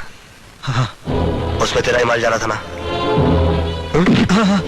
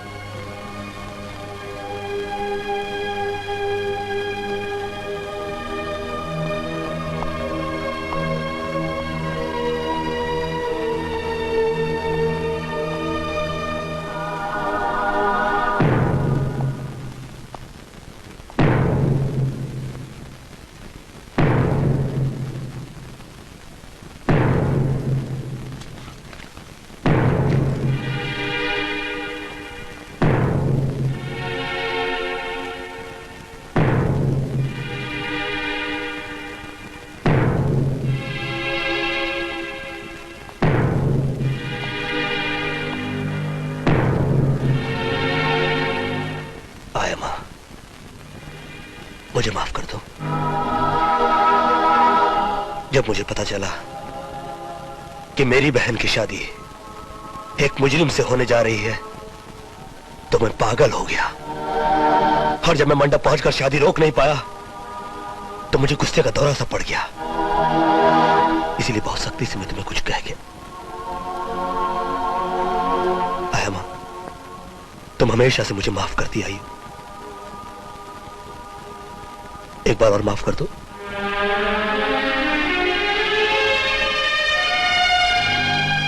और अगर माफ ना कर सको तो मेरी गलती की सजा दो मुझे, मगर इस तरह खामोश खड़ी मत रहो। यूं खामोश मत खड़ी रहो। सिद्धांत, बस कर सिद्धांत, बस कर। तुम्हारी तरह पांव पर गिरने वाली बेटी तो जन्म देने वाली माँ को भी मुश्किल से मिला करते। मैं तुमसे नाराज थी ना, इसमें दोष मेरा भी था, क्योंकि मैंने सिर्फ अपना ही दर्द याद रखा और तुम्हारा दर्द भूल गई। आओ, हम दोनों एक दूसरे को माफ कर दे। सिद्धांत,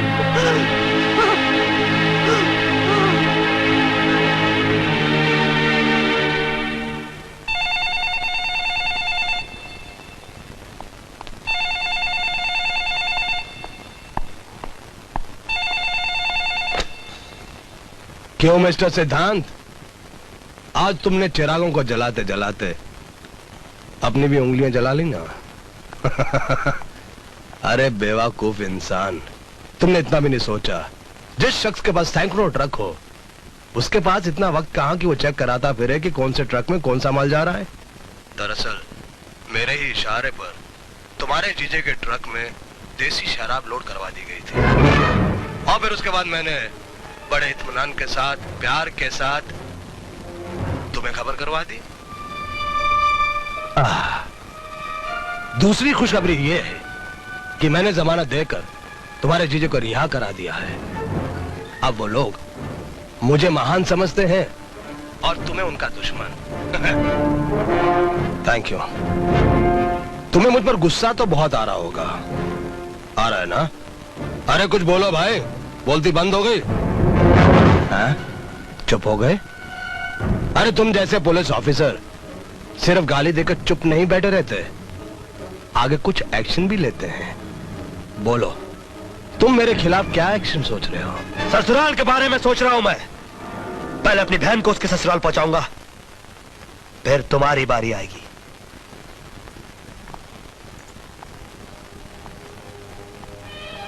मैं जानता हूं तुम यहां किस लिए आए हो। पहले तुम अपनी गलती की माफी मांगोगे ताकि तुम अपनी बहन को यहां छोड़कर जा सको। ये याद रखो, ये मामला इतनी आसानी से तय नहीं होगा इंस्पेक्टर। एक इंस्पेक्टर को अपने फर्ज के लिए जो कुछ करना था वो तो कर गुजरा। अब एक भाई को अपनी बहन के लिए जो कुछ भी करना पड़े वो भी करूंगा। तुमको मेरे बेटे से माफी मांगनी होगी। मांग लूंगा। सिर्फ हाथ जोड़कर नहीं, पांव पर गिरकर माफी मांगनी होगी। वो भी करूंगा। ठहरो, तुमने सरेआम मेरे बेटे की और हमारी बेइज्जती की है, इसलिए तुम भी सरेआम माफी मांगोगे। पिताजी चुप रहो। मैं इतनी जल्दी बारातियों को तो बुला नहीं सकता, अपने घर के नौकरों को बुला लेता हूं। रामू, मुखिया, सुखिया, तुम्हें मेरे नौकरों के सामने इसके पांव पे सर रखकर माफी मांगनी होगी। बोलो, तैयार हो?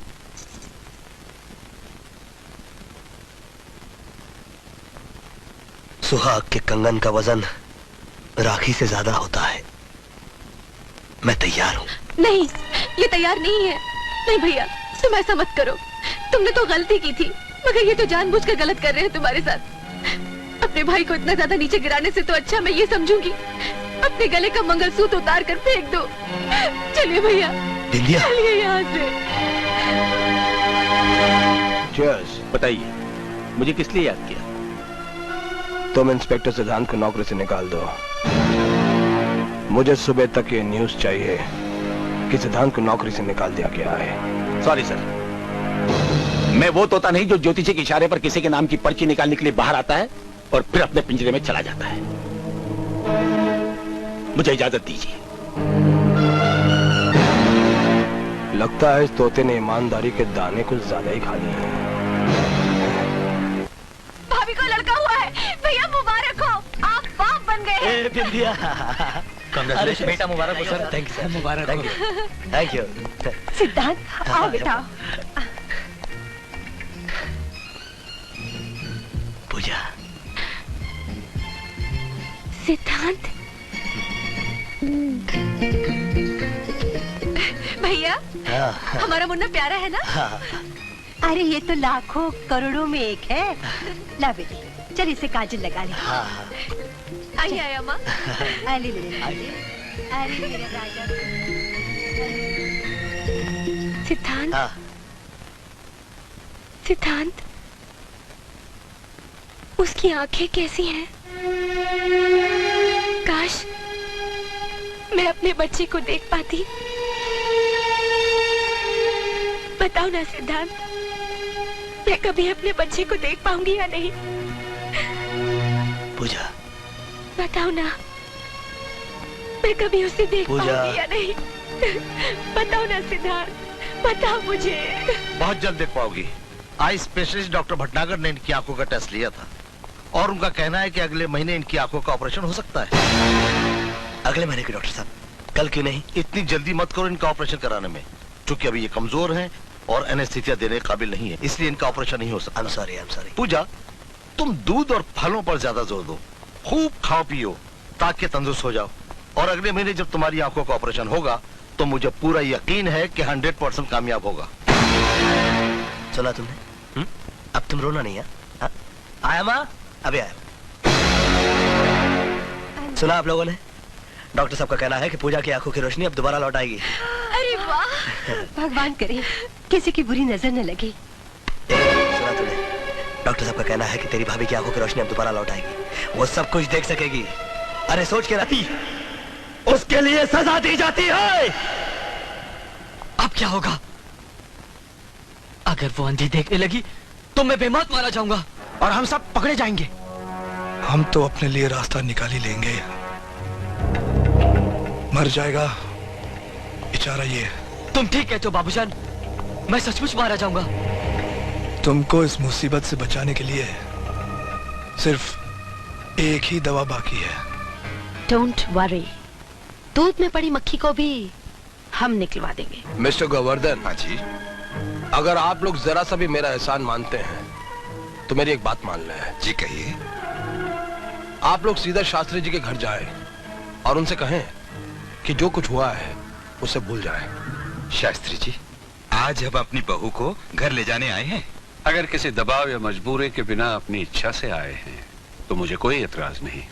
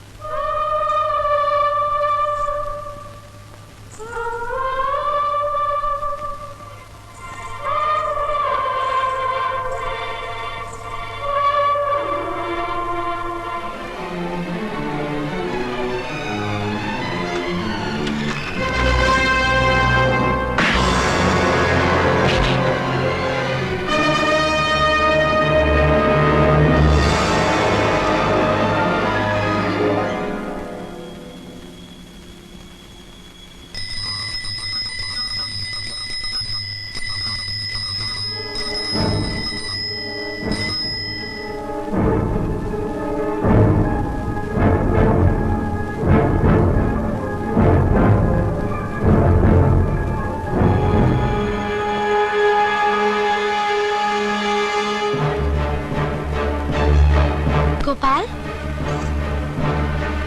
आज पहली तारीख है ना? तुम अपने पैसे लेने कल आना। आज घर के सारे लोग मंदिर गए हैं। हाँ गोपाल, अरे इतनी जल्दी दूध छोड़कर चला गया।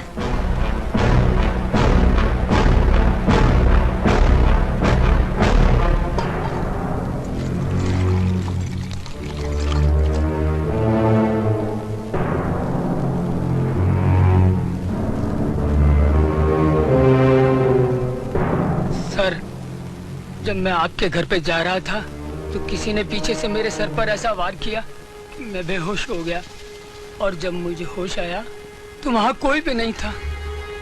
दूध की थैली भी गायब थी।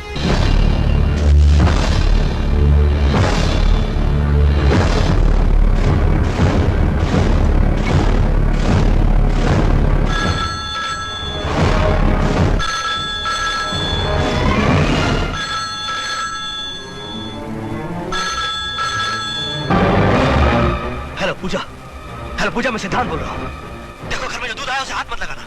उसमें कुछ भी हो सकता है, जहर हो सकता है। ये किसी की साजिश से तुम्हारी जान भी जा सकती है।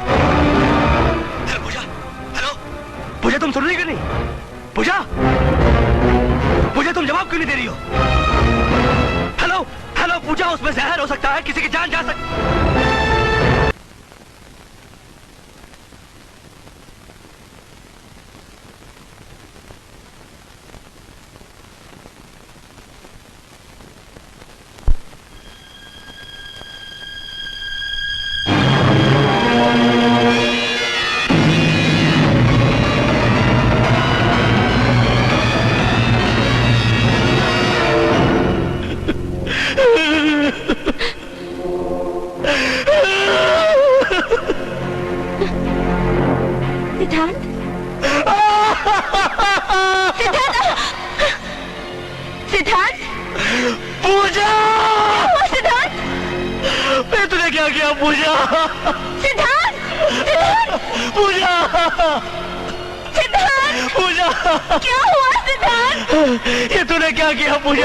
पूजा, तूने जो मुन्ना को दूध पिलाया उसमें जहर मिला हुआ था। मुन्ना सोया नहीं, मुन्ना मर गया। पूजा पूजा पूजा पूजा, हे पूजा पूजा पूजा,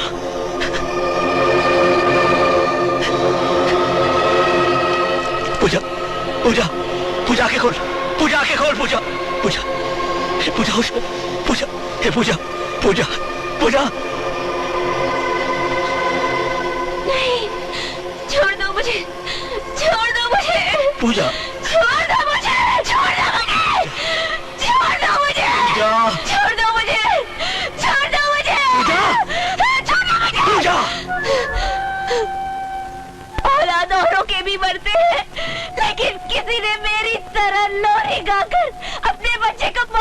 नहीं सुनाती होगी। मेरी अंधी जिंदगी मेरे बच्चे के लिए श्राप बन गई। मैं ये जिंदगी नहीं जीना चाहती, मैं मर जाना चाहती हूँ। मैं मर जाना चाहती हूँ। पूजा, पूजा,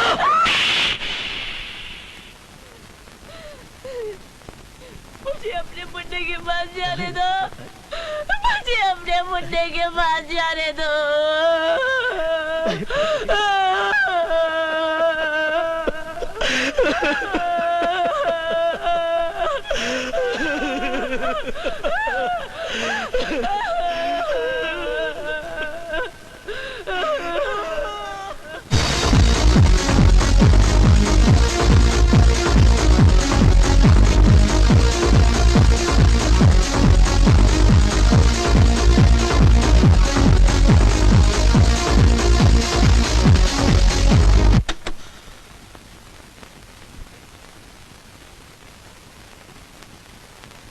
मैं तो सिर्फ ये कहने आया हूं कि दुनिया में अक्सर यही होता है, जिसे मर जाना चाहिए वो जिंदा रहता है और जिसे जिंदा रहना चाहिए वो मर जाता है।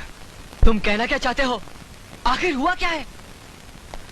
यही कि तुम्हारी भाभी जिंदा है और बच्चा मर गया।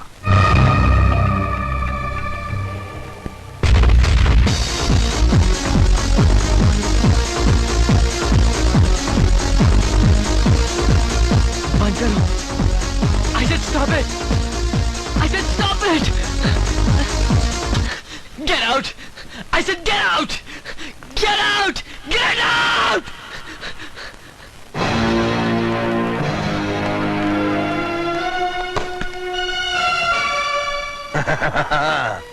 मुझे हर रोज पहली खुशी तब होती है जब तू मुझे सलाम करता है। मैं कोशिश करूंगा कि आपको आखिरी खुशी भी मैं ही दूं।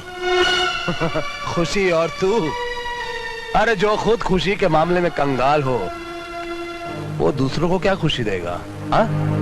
रात के अंधेरे में डूबा हुआ चांद रोशनी की भीख ज्यादा बांटता है।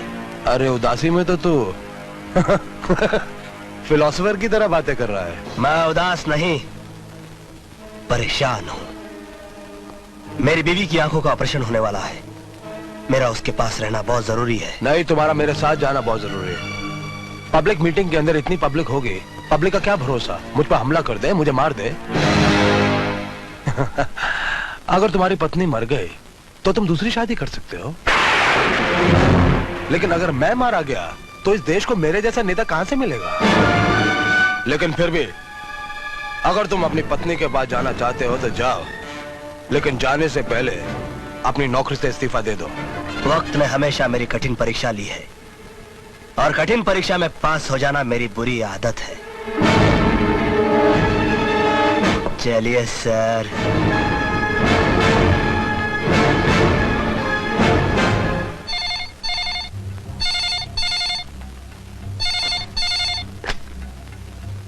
बाबूजान, मैं आदर्श वर्धन बोल रहा हूँ। सिद्धांत को मैं अपने साथ मीटिंग में ले जा रहा हूँ। उधर उसकी बीवी की आंखों का ऑपरेशन हो रहा है। अच्छा मौका है, उसकी आंखों की रोशनी के साथ साथ उसकी जिंदगी की भी रोशनी बुझा दो।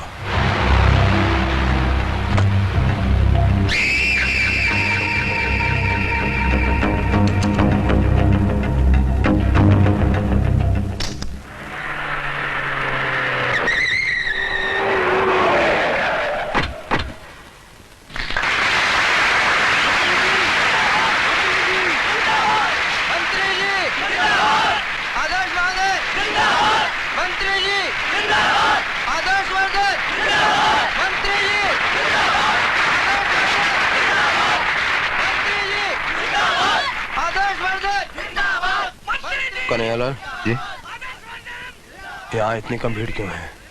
ये शास्त्री जी का इलाका है। आपको याद नहीं, पिछली बार इलेक्शन में आपको बहुत कम वोट मिले थे यहाँ से? हाँ? आज शास्त्री के इलाके में शास्त्री की इज्जत की अर्थी ना निकाली तो मेरा नाम भी आदर्श वर्धन नहीं।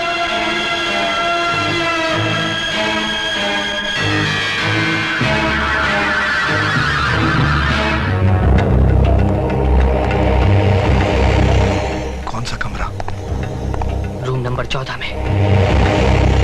कुछ लोग मुझ पर यह इल्जाम लगाते हैं कि मंत्री बनने के बाद मैंने जनता की भलाई के लिए कुछ नहीं किया है, लेकिन ये गलत है, बिल्कुल गलत है। मुजरिम मैं नहीं, मुजरिम है शास्त्री जी, क्योंकि जब वो मंत्री पद पे थे उन्होंने करोड़ों रुपए का घपला किया था। वो रिश्वतखोर थे, बेईमान थे, उन्होंने सरकारी खजाना बिल्कुल खाली कर दिया था।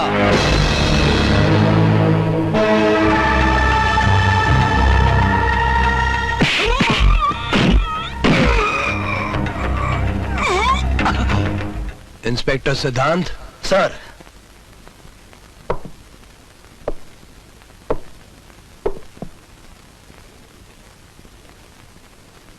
हमारा जूता लेकर आओ, वो सीढ़ी पे छूट गया है।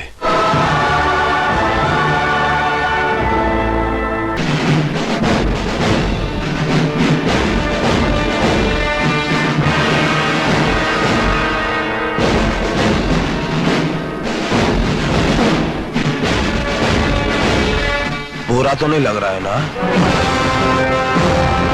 बुरा तो नहीं लग रहा है ना? बुरा तो नहीं लग रहा है ना?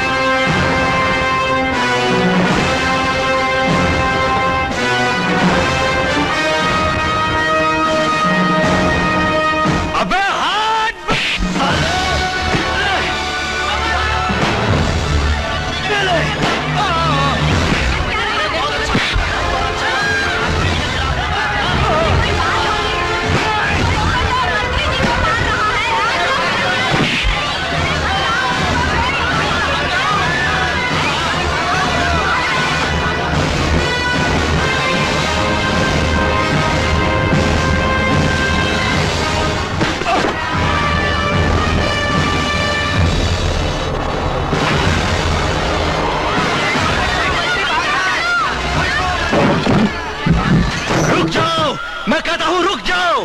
कब तक इसी तरह सच्चाई से भागते रहोगे आप लोग? कब तक? अभी तो आप लोगों को कई समुंदर, कई तूफानों से लड़ना है। याद रखो, जो लोग वक्त के धारे में कागज की नाव की तरह बह जाते हैं, उन्हें एक मामूली सी लहर भी डुबा देती है। मैंने यहां पर कोई जुल्म नहीं, इंसाफ किया है, इंसाफ। मगर उस इंसाफ में जरा सी कमी रह गई। मुझे आदर्शवर्धन को उसके नए जूते से नहीं, बल्कि किसी गरीब की फटी पुरानी कील निकली हुई चप्पल से मारना चाहिए था। चप्पल से। इसलिए कि खून चूसने वाले खटमल से ज्यादा खतरनाक होता है दिमाग, जो हड्डियां तक चूस जाता है।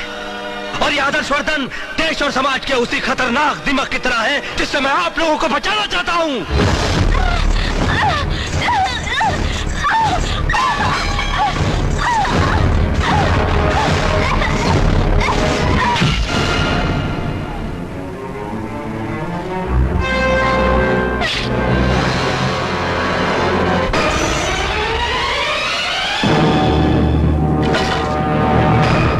आदर्शवर्धन जैसे नेता ने सिर्फ स्टेज पर नहीं बल्कि सारे देश में आग लगा रखी है, और ये आग की लपटें मुझे सच्चाई बोलने से रोक नहीं सकती।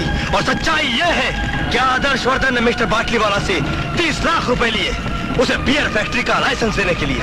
बिल्डर चौधरी से 1 करोड़ रुपए लिए, उसे काली चौकी की बस्ती जलाकर वहां पर 5 स्टार होटल बनाने के लिए। अब बातें मैंने आप लोगों को इसलिए बताई कि आप लोग जान जाएं कि गुंडों का रखेल कभी गरीबों का रखवाला नहीं बन सकता। अगर भी आप लोगों को लगता है कि मैं गलत हूं और आदर्शवर्धन सही है, तो due regards to you all, मैं ये वर्दी हंसते हंसते उतारने के लिए तैयार हूं। जय हिंद।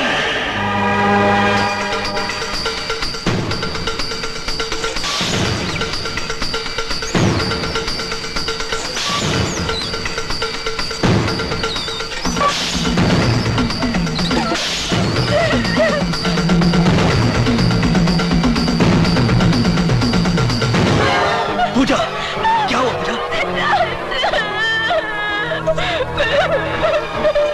डॉक्टर, हरामजादे!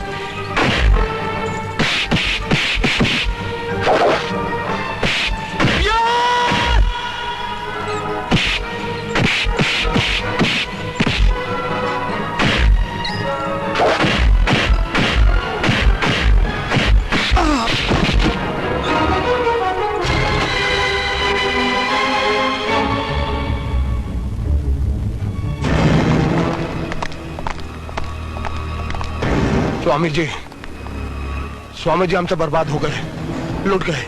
लूट क्या गए, बल्कि पिट गए। स्वामी जी से क्या छुपाना, हो तो अंतर्यामी है, बोलो ना। हाँ स्वामी जी, इंस्पेक्टर सिद्धांत ने हमारा सब कुछ लूट लिया। उल्टन के सारे पोल खोल दिए, सब अखबारों में छप गया। जनता तो जूते लेके इनको ढूंढ रही है और इनकी पार्टी ने तो मंत्री पद से भी हटा दिया। मुंह छुपाने को भी जगह नहीं बची अब तो। काजल की कोठरी में रहोगे तो कभी न कभी तो दाग लगेगा। आप लोग निश्चिंत मेरे आश्रम में विश्राम कीजिए। मैं दिल्ली के नेताओं से बात करूंगा। हर दाग मिटाने की कोई न कोई दवा अवश्य होगी।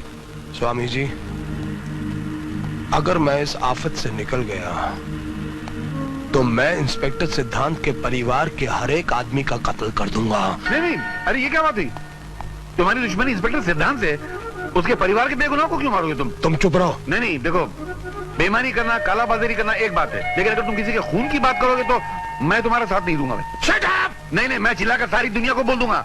चिल्लाएगा तू? चिल्लाएगा ये? क्या सोच रहे हो? कुछ नहीं स्वामी जी, मेरे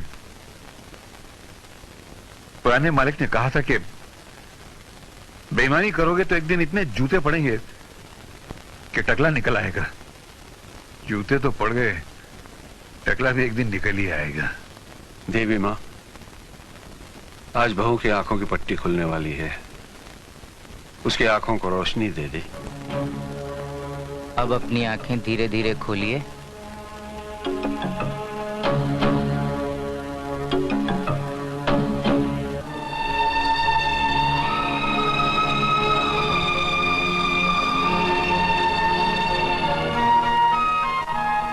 सिद्धांत, मैं देख सकती हूँ सिद्धांत, मैं देख सकती हूँ।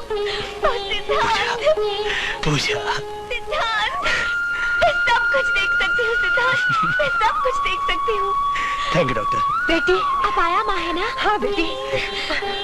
और तुम बिंदिया, और ये तुम्हारे पति हैं। नमस्ते भाभी जी। मेरे देवर जी कहाँ हैं? अरे हाँ, नंदू कहाँ आज? वो कहीं जरूरी काम में फंस गया होगा।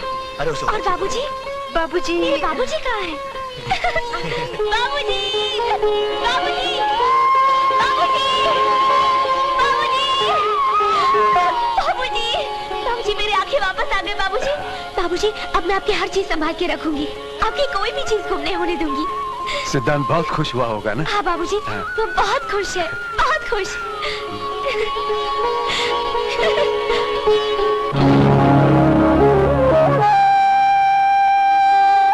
आज बहुत दिनों के बाद दुनिया देखी तो बहुत अच्छी लगी। काश मैं अपने बच्चे को भी देख पाती। पूजा, हाँ ये गम बहुत बड़ा है तुम्हारे लिए। मैं ये कैसे कह दूं कि इस दुख में तुम नहीं रो, और ये भी कैसे कह दूं कि तुम रोती ही जाओ। आओ कुछ पुरानी यादें ताजा करते हैं। शादी का एल्बम दिखाता हूं तुम्हें। ये देखो, देखो इस तस्वीर में तुम कितनी खूबसूरत लग रही हो। किसी ने तुम्हें रोका नहीं कि तुम एक अंधी लड़की से शादी क्यों कर रहे हो? अरे नहीं पगली, बल्कि मेरे इस फैसले से सभी घर वाले बहुत खुश थे। ये देखो बाबूजी कितने खुश नजर आ रहे हैं। आया माँ, अपनी बिंदिया। हाँ हाँ, ये देखो। इसकी तस्वीर इस एल्बम ने आपने क्यों लगा दी? क्या मतलब?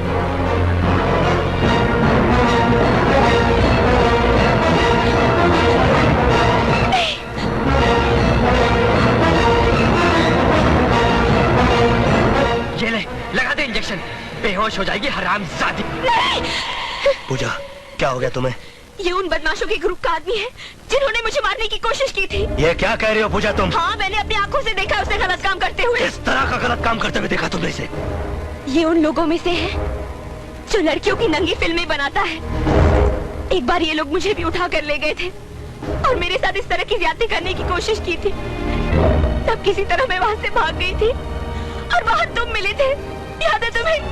तब यही मेरी तस्वीरें खींच रहा था, यही मेरी तस्वीरें खींच रहा था। नंदू!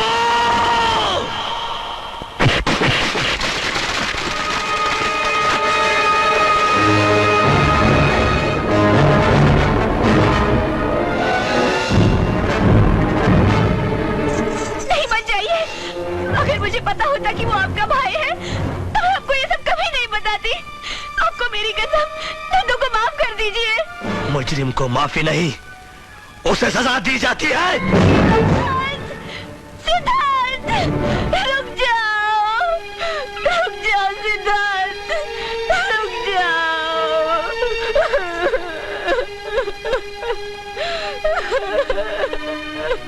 रो मत बेटी, रो मत। पश्चाताप के आंसू तो मुझे बहाने चाहिए। इस घर में राम के भाई के रूप में लक्ष्मण की जगह रावण ने जन्म लिया। बाबूजी,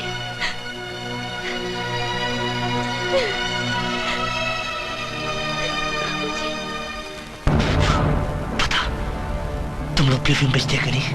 हाँ? हाँ? किससे खरीदते हो? आपके भाई नंदू से। और कौन कौन आ रहा है उसके साथ? और मैंने मंत्री आदर्शवर्धन के साथ उनको देखा है। वो अक्सर यहाँ उनके साथ गाड़ी में आते जाते रहते हैं। कहाँ ब्लू फिल्म बनाते हैं वो लोग? उन लोग का अड्डा कहाँ है? मुझे नहीं मालूम। बता। मुझे नहीं मालूम। बता। मुझे मालूम है।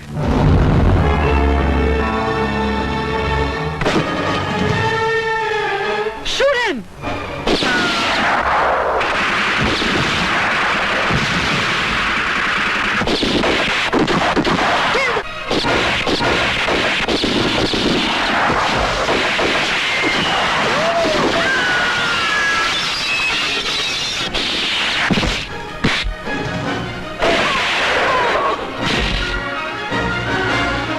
बता, आदर्शवर्धन कहाँ है? वो हेड ऑफिस में।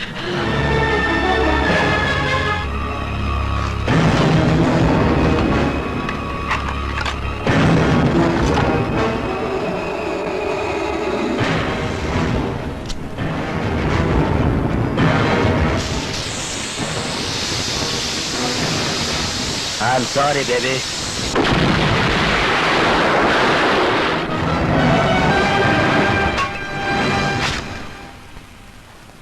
ये फैक्ट्री हमने इसीलिए खोली ताकि इंजीनियरिंग के सामान के साथ साथ हम आराम से ब्लू फिल्म भी एक्सपोर्ट कर सके और किसी को कुछ भी पता ना चले। वो तो ठीक है स्वामी जी, लेकिन आपने दिल्ली बात की कि नहीं? तुम फिर मिनिस्टर बन जाओगे, तब तक तुम यहीं फैक्ट्री में रहना। यहाँ कोई परिंदा भी पर नहीं मार सकता। परिंदा तो आ गया स्वामी जी।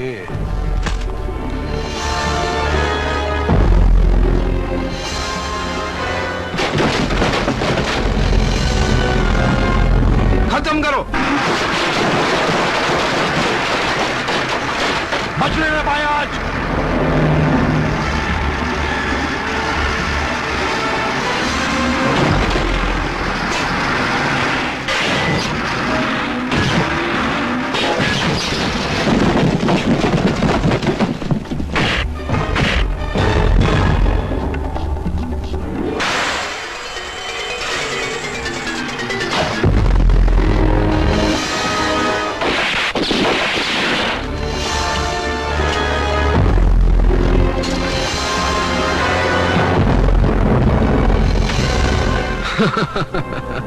हमारा फार्मूला है कि हम पहले शहद चटाकर मारते हैं, अगर उससे नहीं मरा तो जहर देकर मारते हैं।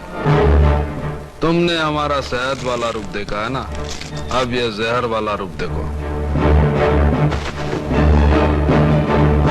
हमारा देश साधुओं और फकीरों का देश है। ये तो अच्छा हुआ कि तुम्हारा ये कमीनापन सिर्फ मैंने देखा। अगर दुनिया वाले देख लेते तो उनका तो साधु संतों पर से विश्वास उड़ जाता। लोग तो सिर्फ रुपए और इज्जत पर डाका डालते हैं, मगर तुमने हमारे विश्वास पर डाका डाला है। तुम्हें जितनी भी खतरनाक मौत दी जाए वो सजा कम होगी तुम्हारे लिए।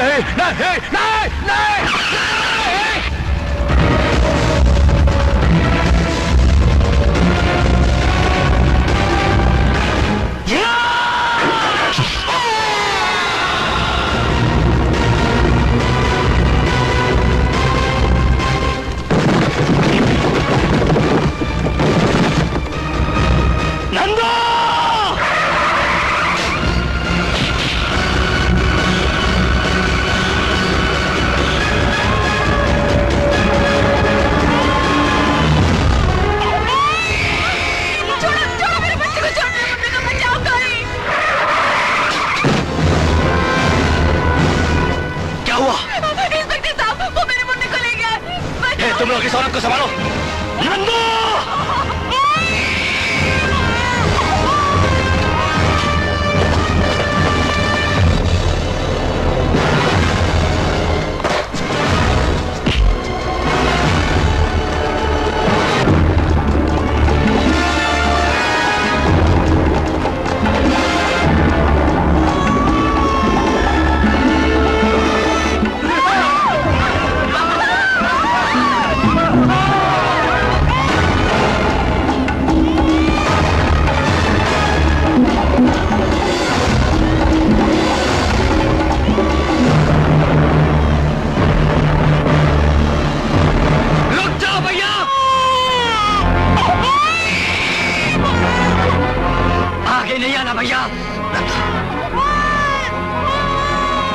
बच्चा दे दे मुझे। अरे चल हट। नंदो, ला बच्चा दे दे मुझे। आगे आए तो बच्चे को नीचे फेंक दूंगा मैं। नंदो मैं बोल रहा हूँ, बच्चा दे दे मुझे। अगर आगे आए तो बच्चे को नीचे फेंक दूंगा। रुक जा, रुक जा, मैं जा रहा हूँ, मैं जा रहा हूँ।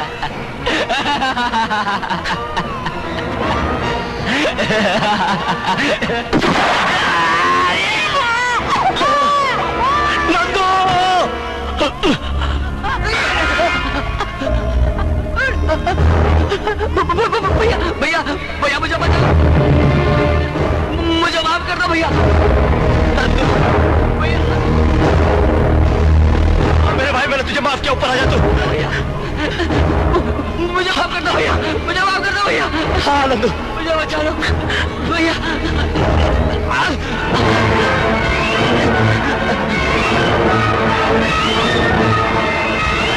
नंदू